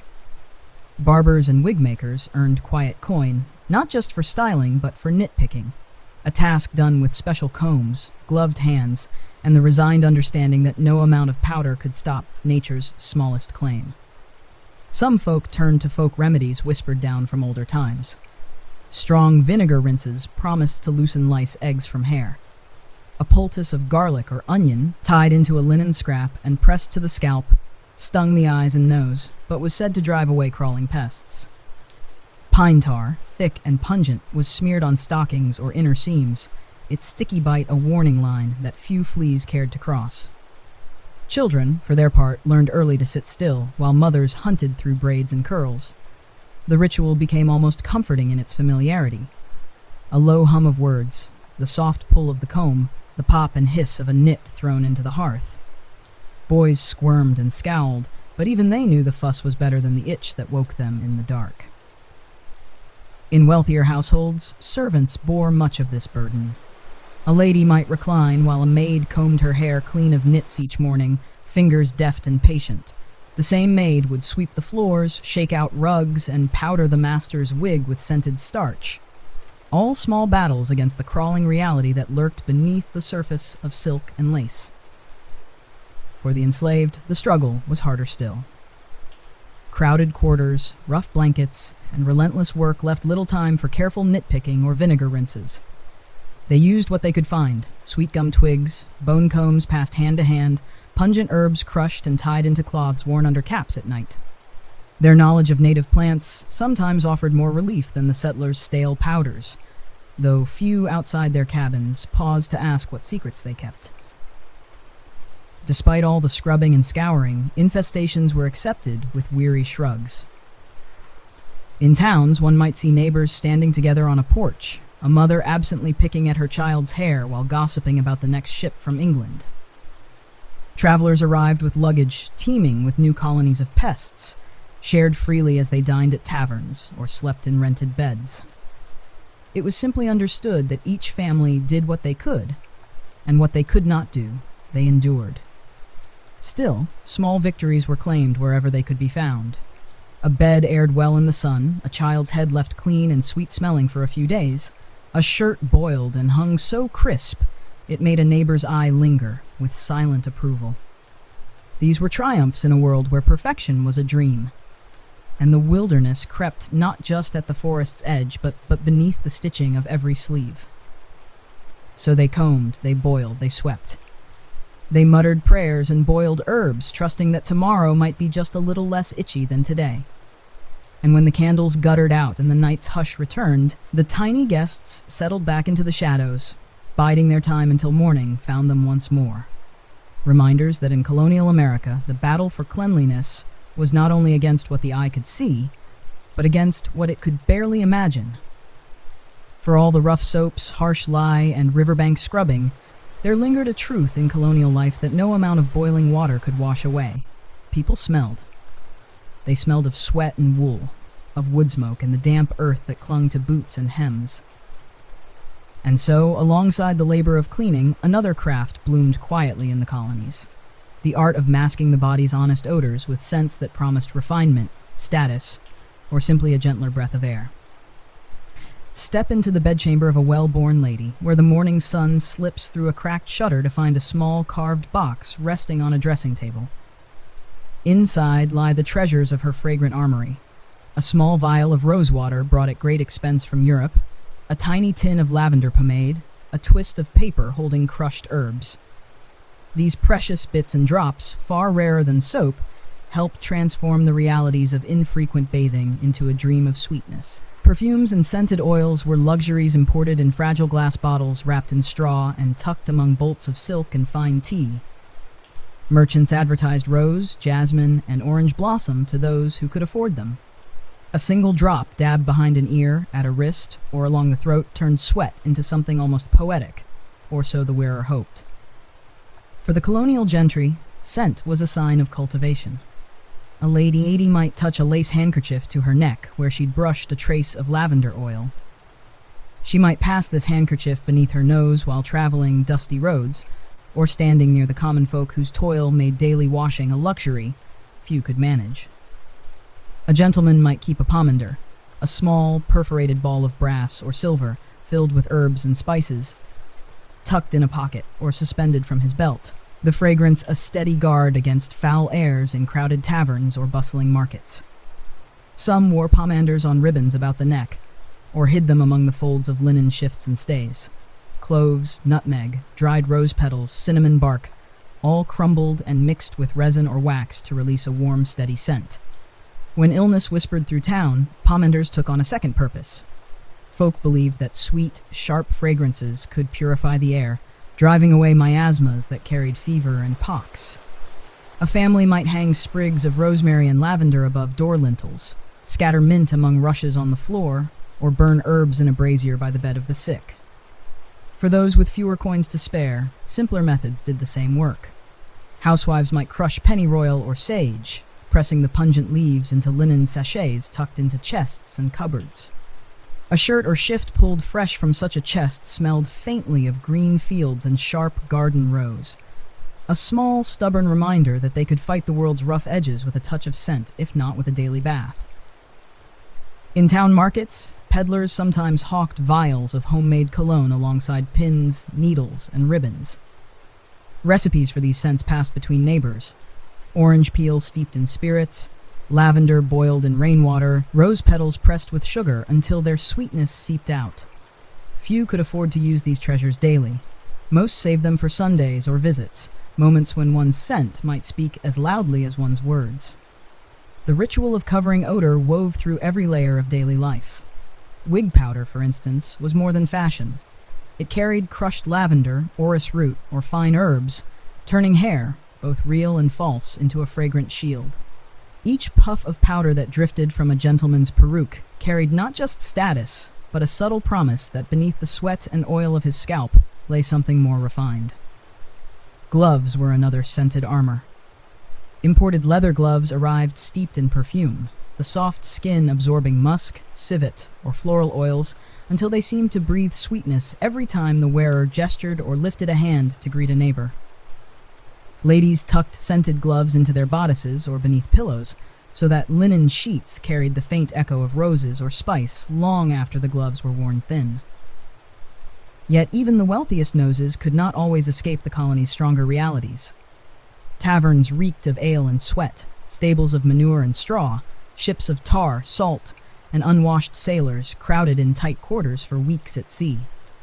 In winter, when windows stayed shut tight against the cold, the air inside any house turned dense with smoke, cooking smells, damp wool, and the breath of many bodies pressed close. The fine scents that clung to lace cuffs and ribboned hair fought a losing battle. But still they were used, a fragile comfort in a world always smelling faintly of toil. Among the common folk, the idea of masking one's scent was more practical than polished. Sprigs of mint or tansy hung in kitchen rafters, added to wash water when it could be spared. A man might rub a bruised herb along his collar, or dab vinegar behind his ears to dull the smell of horse sweat after long hours plowing frozen fields. Children were sometimes rinsed with water steeped in marjoram or rosemary, their small bodies wrapped tight in clean shifts afterward. not truly clean by modern measure, but touched by the hopeful green hush of the garden. In this dance of odors, sour and sweet sweat and rosewater, settlers found both comfort and a quiet defense. They could not wash daily, could not scrub away the wilderness that clung to them, but they could soften its edge. To smell of lavender or cloves was to claim a measure of grace against the raw wind and rough road, a fragile barrier between the civilized self and the untamed world pressing at every threshold.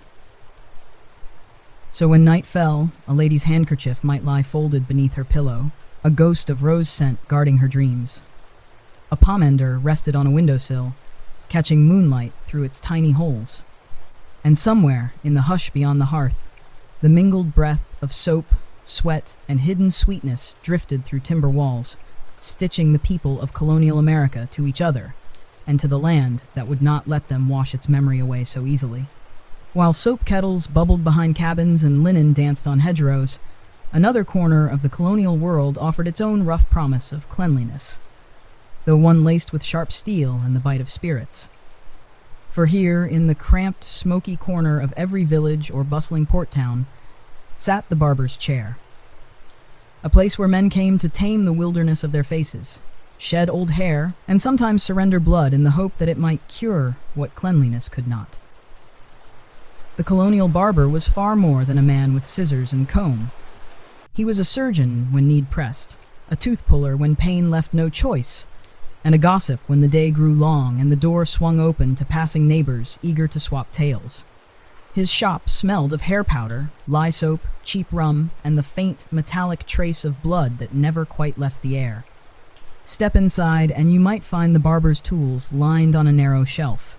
Straight razors with bone handles, leather strops for honing a cruel edge, brass bowls for catching curls and whiskers, and small bottles of pungent tonics meant to soothe razor burn or sweeten the breath before a customer stepped back into the sunlit street. A gentleman who prized his appearance visited often. Powdered wigs demanded that the hair beneath be kept short, shaved close to the scalp so that lice might have fewer places to hide, and the wig might sit snug and dignified. Once a week, or when an important supper loomed, he would settle into the hard wooden chair, lean his head back, and trust the barber's steady hand to scrape away a week's worth of bristle and grime. The ritual was careful but brisk. Warm water was rare. Instead, a cloth soaked in tepid rainwater might be pressed to the face to soften the hair. Soap, whipped thin in a small dish, was brushed onto cheeks and chins with a coarse badger brush if the barber owned such a luxury. Then the blade sang its quiet song, slicing close enough to leave skin smooth, but sometimes nicking flesh that had weathered too many winters and too few baths. For the man in the chair, the sting of the blade was a small price for the dignity of a clean jaw. In a world where clothes might wear thin and boots might leak, a smooth shave hinted at respectability. A merchant greeting customers, a young man courting in the churchyard, even a farmer visiting town once a month, all trusted the barber's touch to sharpen their faces for the world's judgment. Yet the barber's chair was not only for the living art of the shave.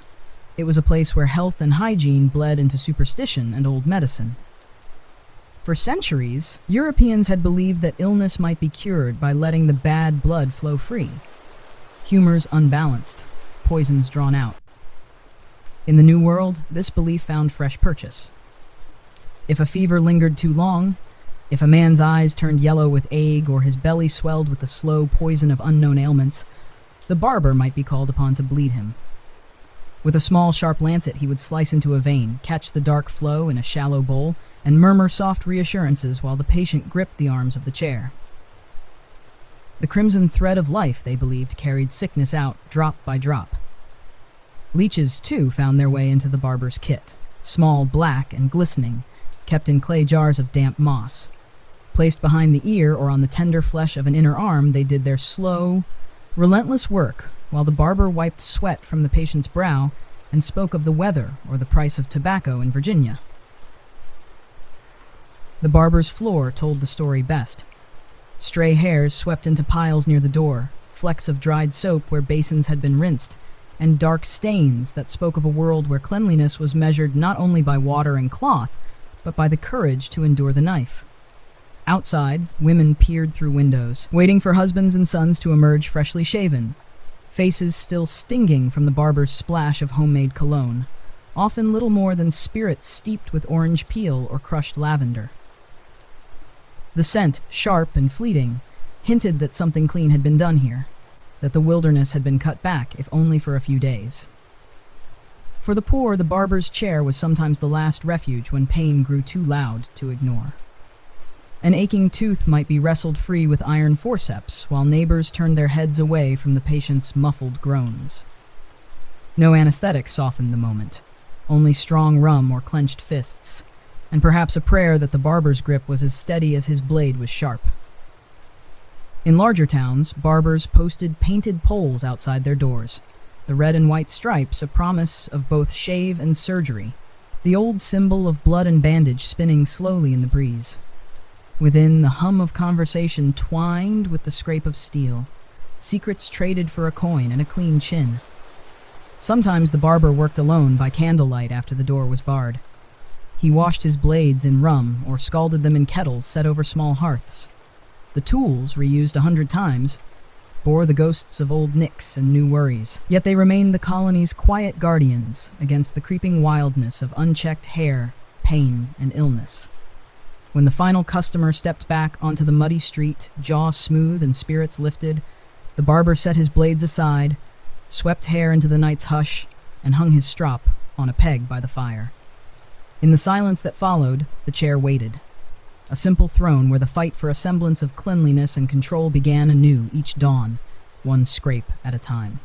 Beyond the hearth and the wash kettle, beyond the garden rows and the rumble of wagons on muddy streets, there lay another place where the question of cleanliness shaped daily life in subtle but enduring ways: the colonial schoolroom. Here, where young minds stumbled through Latin declensions and careful lettering by candlelight, soap and water mingled with ink stains and muddy boots, in a dance both tender and unending. Step into a one-room schoolhouse on a bright winter morning, the air sharp with the scent of damp wool cloaks and the faint, sweet tang of ink. Rough benches line the walls or stand in rows before a heavy desk where the schoolmaster or mistress keeps a watchful eye. The floor is swept, though not spotless. Boots have tracked in flakes of frost and stray straw from barnyards, children's hems brushing dirt along the planks before they settle into uneasy stillness. Most children arrive as they are, hair combed as best their mothers could manage before dawn, faces scrubbed with cold water splashed from a basin near the hearth. Soap, when used, leaves hands raw and pink, a badge of care that parents hope the schoolmaster will notice. Some mothers send a linen rag folded into small pockets, a makeshift handkerchief to catch sneezes or wipe inky fingers that stray too eagerly across slates and scraps of paper. Cleanliness within these wooden walls is a daily test of patience and resources. Quills dipped in iron gall ink drip and splatter with each uncertain stroke. Fingers smudge letters, sleeves drag through wet lines of copywork, leaving smears that no amount of rough scrubbing can fully erase.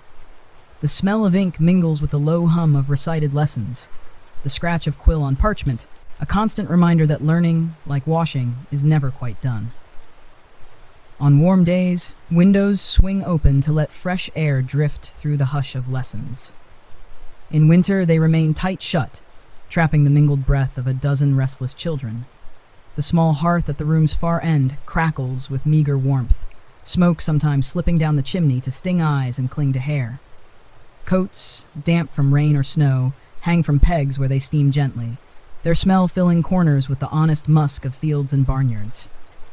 Teachers, stern and weary, fight their own quiet battles for order and neatness. A child's face wiped hastily with a mother's apron might still bear the crusted edge of yesterday's bread. Nails, cleaned at dawn, grow grimy by noon after games played in the schoolyard's churned dirt. Mud cakes on boots that no amount of scolding can keep outside the door. Yet in the small cruelties of discipline, there is also care. Reminders to wash hands at the pump before eating cold bread at midday, to comb hair smooth before church on Sunday, to mind the scraps of cloth that bind up scraped knees and ink-smudged palms. In some larger towns, charity schools gather orphans and children of the poor. Here, the fight for cleanliness is sharper still. Small faces press close at shared benches, breath warm with hunger and hope. Ragged coats smell of crowded rooms and hearths that burn low for lack of wood. Teachers and parish overseers do what they can. Soap rations given out once a month. Barrels of water drawn from shallow wells and carried by older boys to rinse hands before slates and primers pass from one child to another. Parents who can afford small luxuries tuck a twist of soap into a child's satchel, a faint talisman against the suspicion that dirt might breed laziness or sin. A clean face is proof of diligence, a smooth parting of hair, a mother's unspoken promise that her child will rise above the mud clinging to their boots. The colonies are still new enough that such symbols matter deeply, where each family's pride is stitched tight to linen collars and scrubbed skin. Among the children, cleanliness is a point of quiet pride and sometimes cruel games. A shirt too yellowed or a neck unwashed for too many days can mark a boy or girl for teasing. Whispers in corners, a push in the yard, a stolen quill dipped in extra ink to stain an already worn sleeve. Such small cruelties thrive in the hidden corners of the schoolroom, where lessons about letters and numbers slip alongside unspoken lessons about how clean a child ought to appear in a world hungry for signs of virtue. At home, the cycle begins again each dusk. Mothers lift shirts over small heads, soap away the worst stains at the hearth's edge, comb hair while the child nods sleepily by the fire. Small hands are turned over, palms inspected for ink, splinters, the red traces of cold weather that cracks skin until it bleeds. Fathers, when they are home before dark, ruffle hair, check nails, murmur soft words of pride or scolding before the house settles into its hush. For some children, school is the only place where a semblance of public cleanliness is demanded. For others, it is an extension of the household's private rituals, a test of how well soap and water and a mother's care can stand against mud, ink, and the restless spirits of children who chase each other through muddy lanes and fields the moment lessons end. In this fragile dance of quills and scrubbed cheeks, the colonies plant seeds of something larger. The belief that neatness and order might shape character, that a clean face and careful penmanship might someday build a new world less wild than the one that still presses at the edge of every schoolyard. And so, each dawn, the cycle begins anew. Water is fetched, soap is softened in cold basins, hair is combed smooth, collars are tugged straight. In the hush before the first line of the morning's copywork is scratched onto a slate, ink pots are uncorked, benches creak, and the soft promise of clean hands meets the waiting smudge of yet another lesson to be learned. One stroke, one word, one muddy boot at a time.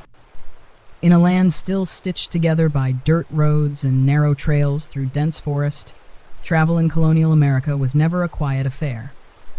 The weary road carried farmers to distant markets, peddlers from village to village, and merchants from seaport to seaport, each step pressed into the raw earth beneath wheels and boots. And when the sun dipped behind the trees and the wagons slowed to a halt, weary travelers found what shelter they could. A warm hearth, a steaming bowl of stew, and, more often than not, a bed already warmed by strangers.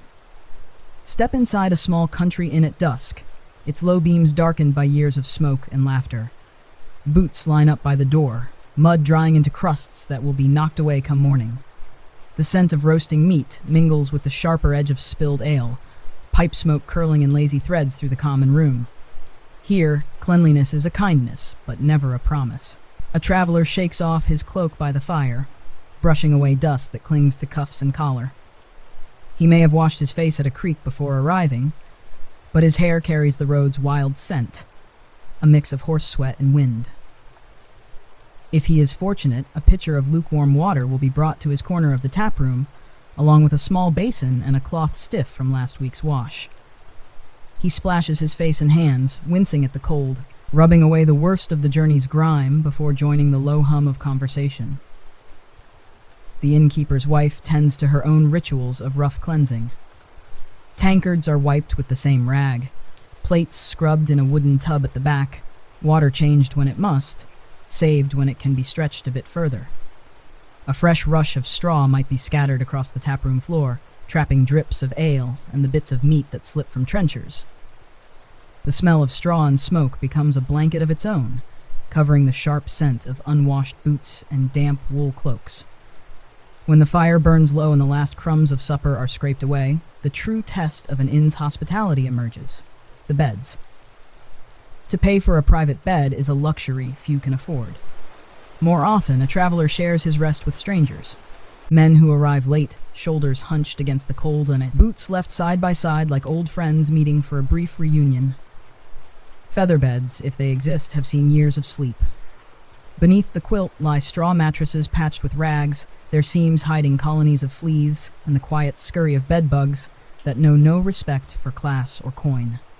Some travelers check the sheets by candlelight, lifting corners for signs of tiny black dots that betray the night's hidden guests. But weariness soon dulls caution. A body warmed by miles of road does not easily refuse a bed, no matter who or what it must share it with.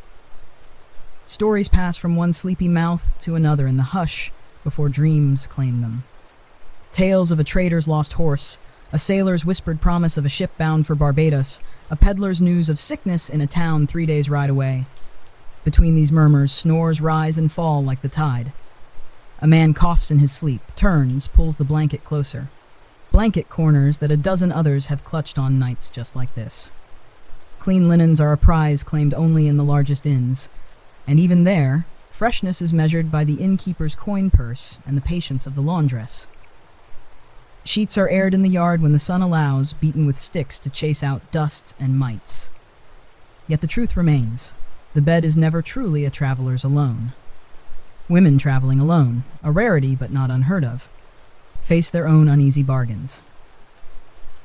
A separate room, if it exists, offers thin walls and a lock that does not always hold against curious knocks. A clean shift and a private wash basin become treasures guarded fiercely in the hush before dawn. Some bring their own linen, a small cloth to lay across the pillow, a thin blanket stitched by a mother's hand back home. This barrier, fragile as it is, becomes a shield against lice and fleas, or at least the uneasy thought of them. A man might roll a spare shirt and press it beneath his head rather than trust the pillow's musty stuffing, its lumps shaped by strangers' dreams. The morning brings a new ritual of hasty cleansing. A line forms by the yard pump, travelers dipping hands and splashing faces. The cold shock of water washing away only the topmost layer of sleep and sweat. Some rub hands with straw, hoping its scratch will lift away road dirt before the day's first tankard or handshake. The innkeeper's wife brings out scraps of soap if asked, but most travelers move on quickly, saving soap for when the journey ends. Still, for all its rough edges, the inn is a refuge from the dark woods, from wolves howling beyond torchlight, from the fear of being caught alone on the road when rain turns paths to rivers of mud. Here, at least, there is warmth and a roof, a place to share a bed and stories, to wrap oneself in a blanket still warm from another man's shoulders, and drift into dreams where home is near, soap is plentiful, and tomorrow's miles feel softer for the small mercy of tonight's rest. When the cock crows and boots thud on wooden floors, the bed empties. Straw is shaken out the back door. A new guest arrives with dust on his collar, coins in his pocket, and the same simple hope as those before him: that the hearth will burn bright, the ale will be strong, and the bed, though shared, though crawling with secrets, will hold him safe enough to wake again come morning. When the church bell tolled across village greens or drifted through plantation fields, it did more than summon souls to prayer. It called entire households to stand before neighbors in the quiet test of Sunday best. In colonial America, cleanliness was never just about soap and water. On the Sabbath, it became something closer to virtue itself, a visible sign of one's respect for God, community, and the fragile hope that outward tidiness might cleanse inner failings too. In the dim hush of dawn, mothers rose before the rooster's crow, stirring embers back to life so water could be warmed in heavy iron kettles. Small basins were set near the hearth. Children squirmed, half awake, as faces were scrubbed with linen rags dipped in water that smelled faintly of ash and last night's smoke. A bar of homemade soap, precious and scratchy, might appear from the kitchen shelf, reserved all week, then used with extra care so that ears and necks gleamed beneath stiff collars. For families with more means, the ritual of Sunday readiness unfolded with an air of gentle command. Servants, free or enslaved depending on the region, fetched pitchers of fresh water, carried them to bedchambers where a mistress or master washed hands, face, and the exposed neck with quiet, deliberate strokes. In homes that could afford the extravagance, rosewater or a few drops of lavender were added to rinse basins, lending a hint of sweetness that softened the week's rough labor. Clothes, laid out the night before, were brushed, mended, and shaken free of the dust that clung to everyday coats and bonnets. A child's linen shift, perhaps patched at the elbows but scrubbed white as sun-bleached bone, was slipped over scrubbed skin. Boys tugged at stiff collars and trousers mended so many times, the stitches told their own patient story of a mother's care. Girls had hair plaited tight and ribboned with scraps of faded silk, if fortune allowed. Boots were wiped of mud, or as much as could be managed when roads turned to rivers of muck in spring. For those without sturdy shoes, feet were scrubbed raw at the hearth, soles examined for burrs and splinters, all in the name of standing barefoot before the pulpit with as much dignity as one could claim. A clean foot, after all, was better than a dirty shoe that betrayed a family's hard luck too plainly. On village greens, neighbors measured one another in subtle glances. A collar too dark, a hem too rumpled, a child's hair uncombed, these small details spoke as loudly as any sermon. In tight-knit towns, gossip moved like breath. The widow Mayhew's boy showed up with ink on his knuckles again. Young Sarah Pratt's apron looked bright enough to shame the minister's own daughter. So much could be forgiven in the harsh push of life, but to stand unkempt on a Sunday was to risk whispers that might cling longer than a stain on linen. Inside wooden meeting houses and clapboard churches, the press of bodies turned the air close and warm. Candles flickered, catching the gleam of clean hair neatly parted. The shine of shoes brushed to a dull glow. Hymns rose around the room, their words sweetening the sharp truth that sweat would gather once more beneath stays and collars before the final amen. For the devout, cleanliness was more than display, it was discipline. Sermons often wound through warnings against sloth and filth alike, binding the state of the body to the state of the soul. A child fidgeting on a hard pew might be pinched back into stillness by a mother's firm fingers, reminded with a hissed whisper to keep shoes still and hands folded, lest grime betray idle thoughts. A father's rough beard, trimmed on Saturday evening by candlelight, brushed the pages of a psalm book, a sign that he respected the day enough to bear the barber's blade. Yet for all its formality, the church also stitched a community's small mercies together. Neighbors might lend a scrap of lace to mend a bonnet last minute, share leftover soap or a twist of mint to freshen breath before the long walk up the aisle. Children ran ahead after service, their careful braids loosening as they tumbled through graveside grass, the Sunday best already giving way to the tug of the wild earth. In grander churches of the coastal towns, where pews gleamed with polished wood and imported candles flickered in glass chandeliers, the ritual unfolded on a broader stage. Wealthy merchants and planters settled stiffly beside one another, wigs powdered fresh that morning, gloves faintly scented with rose oil to mask the musty breath of salt air and city streets. The lines of polished boots, embroidered waistcoats, and starched caps promised a civility that the mud outside the door rarely cared to respect. Even here, soap and water's reach had limits. A cough might break the hush, reminding all that beneath silk and linen, bodies sweated and ached the same as those laboring in fields just beyond the churchyard fence. Perfume softened truth, but never banished it entirely. And when service ended, the crowd spilled back into sunlight and dirt, hems brushing through grass still wet with morning's dew, boots sinking into ruts carved by countless other steps toward the same thin dream of cleanliness. Back home, shifts were hung near the hearth to dry, spots scrubbed out while the day's roast hissed over coals. A mother might fold the church bonnet carefully into a chest, smoothing the ribbon with a soft sigh. Tomorrow, the same child who sat so still on a hard pew would track mud through the yard again, chase a stray hen through a cabbage patch, stain that bright collar with the honest work of staying fed in a world that gave little freely. Yet for one brief hour each week, the colony's rough edges softened. Water and soap, pressed into humble service all week long, rose to a quiet glory.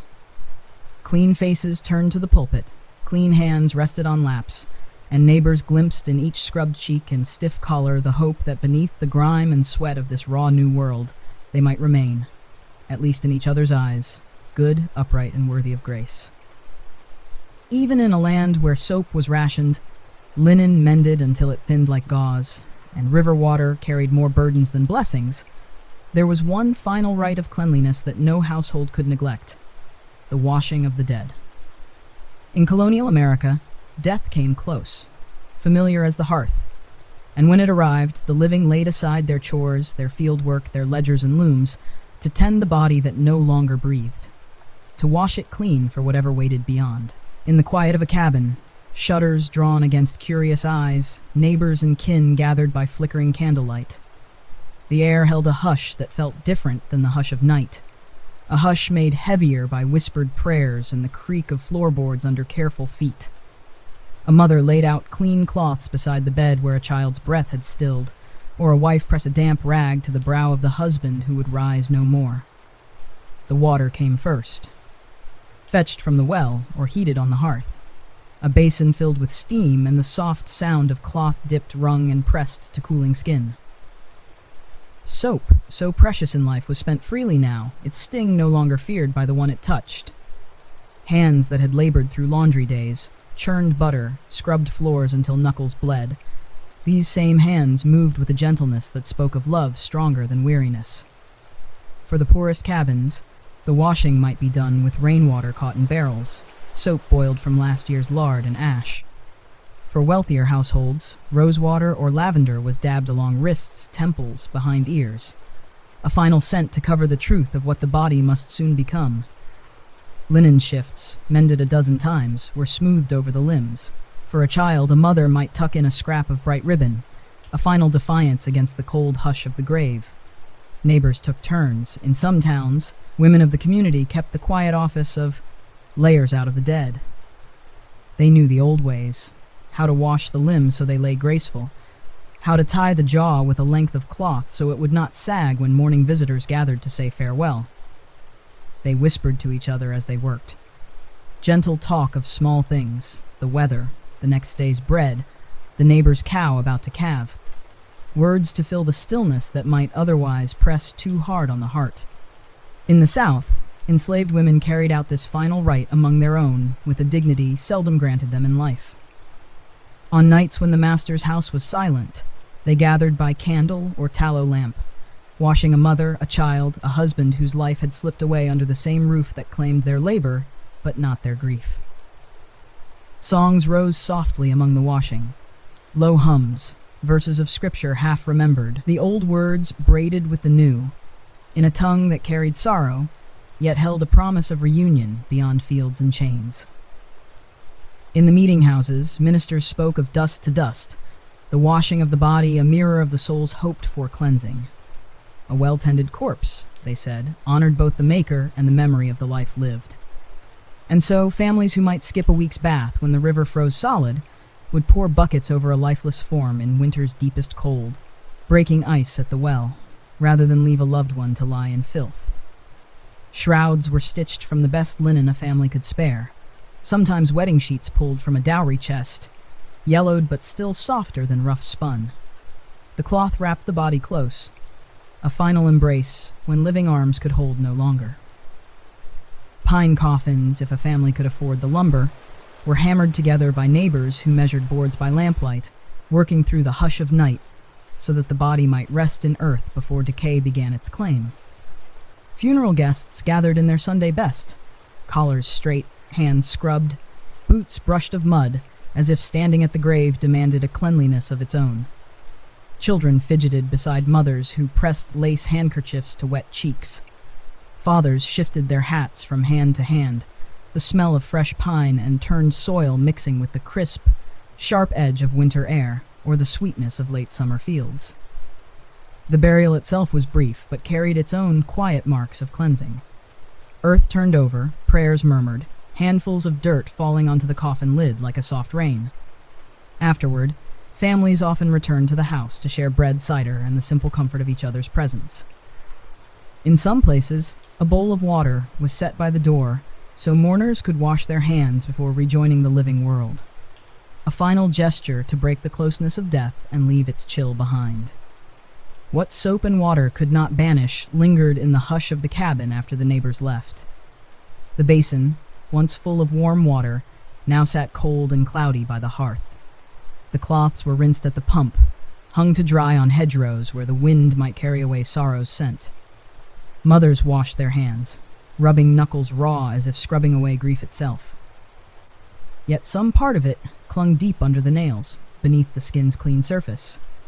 A reminder that in the colonies, life's raw edges were never far from the final hush of a pine box and a freshly turned grave.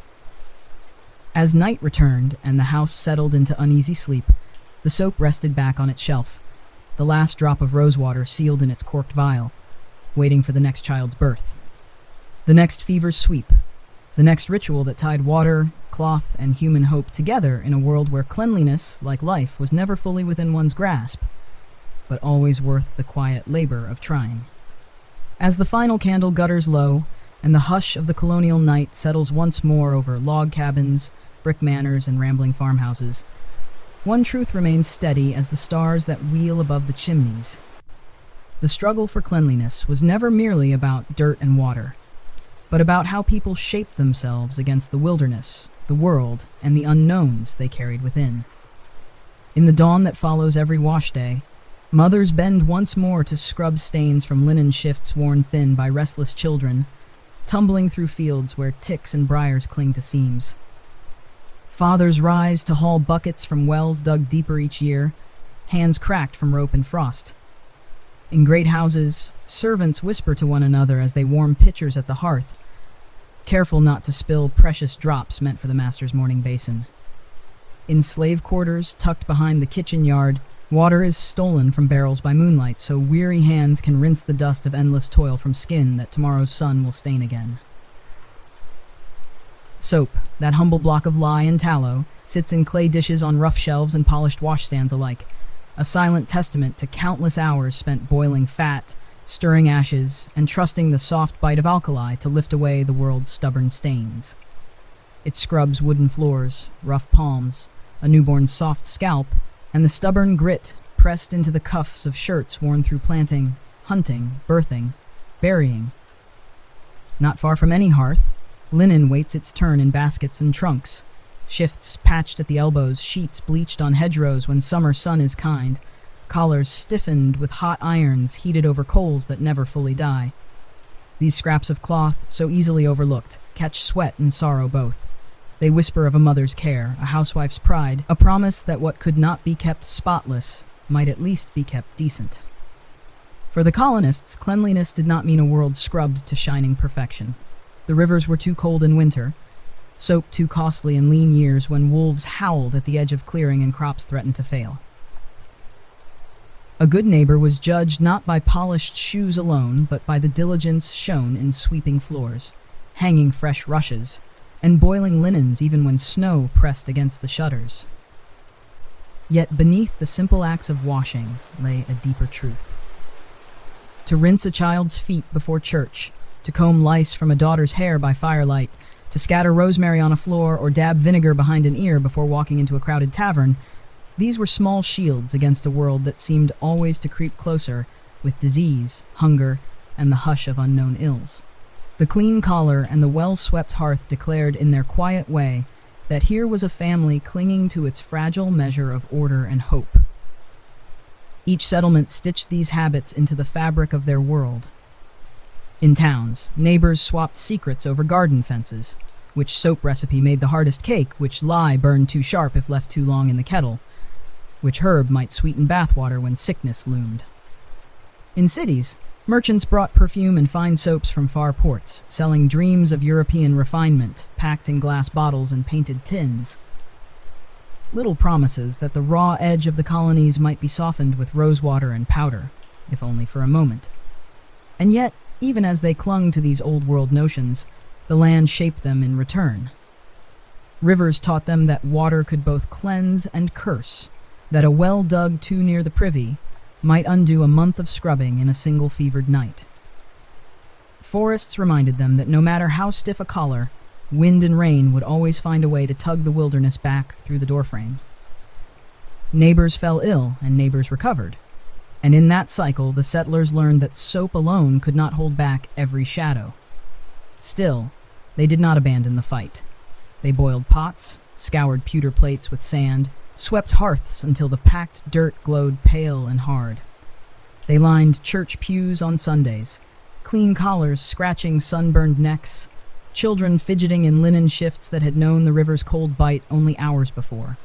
They pressed scented handkerchiefs to lips as they leaned in to trade news of crops and births, of storms survived, and ships arrived safe. When death came, as it always did, they washed the body and bound it in the cleanest cloth they could spare. They laid rosemary sprigs on pillow and coffin alike, believing the sharp scent would shield the soul as much as the nostrils of those left behind. The final washing whispered what every basin and soap scrap had said all along, that to cleanse was to care, and to care was to remember that the raw world could not swallow them whole as long as they held fast to these small rituals. Generations would follow, building towns and roads, pouring stone foundations where once only forests stood. Bathhouses would rise in cities. New science would explain the unseen threats that boiled in every well and lingered on every hand. Yet the old rhythms, the hum of a washboard at a river's edge, the hiss of soap dropped into a boiling pot, the hush of a mother's lullaby as she combed knits from a restless child's hair, these echoes would remain. So tonight, as the last candle burns low in the small, rough cabins and the fine, drafty manners of colonial America, listen for the soft breath of these memories. Water lifted from a well, soap stirred in a kettle, linen snapped straight in the wind. Beneath every polished shoe, powdered wig, or fresh-shaven chin lay the same, stubborn human truth. That even in a land that refused to be tamed, people found comfort in the simple, hopeful work of washing the world's shadows away. And tomorrow, when the rooster calls and boots find the muddy road again, soap will sit ready on its shelf, water will steam in a kettle, and rough hands will reach once more for the humble promise that cleanliness, however fleeting, was worth every moment it could buy.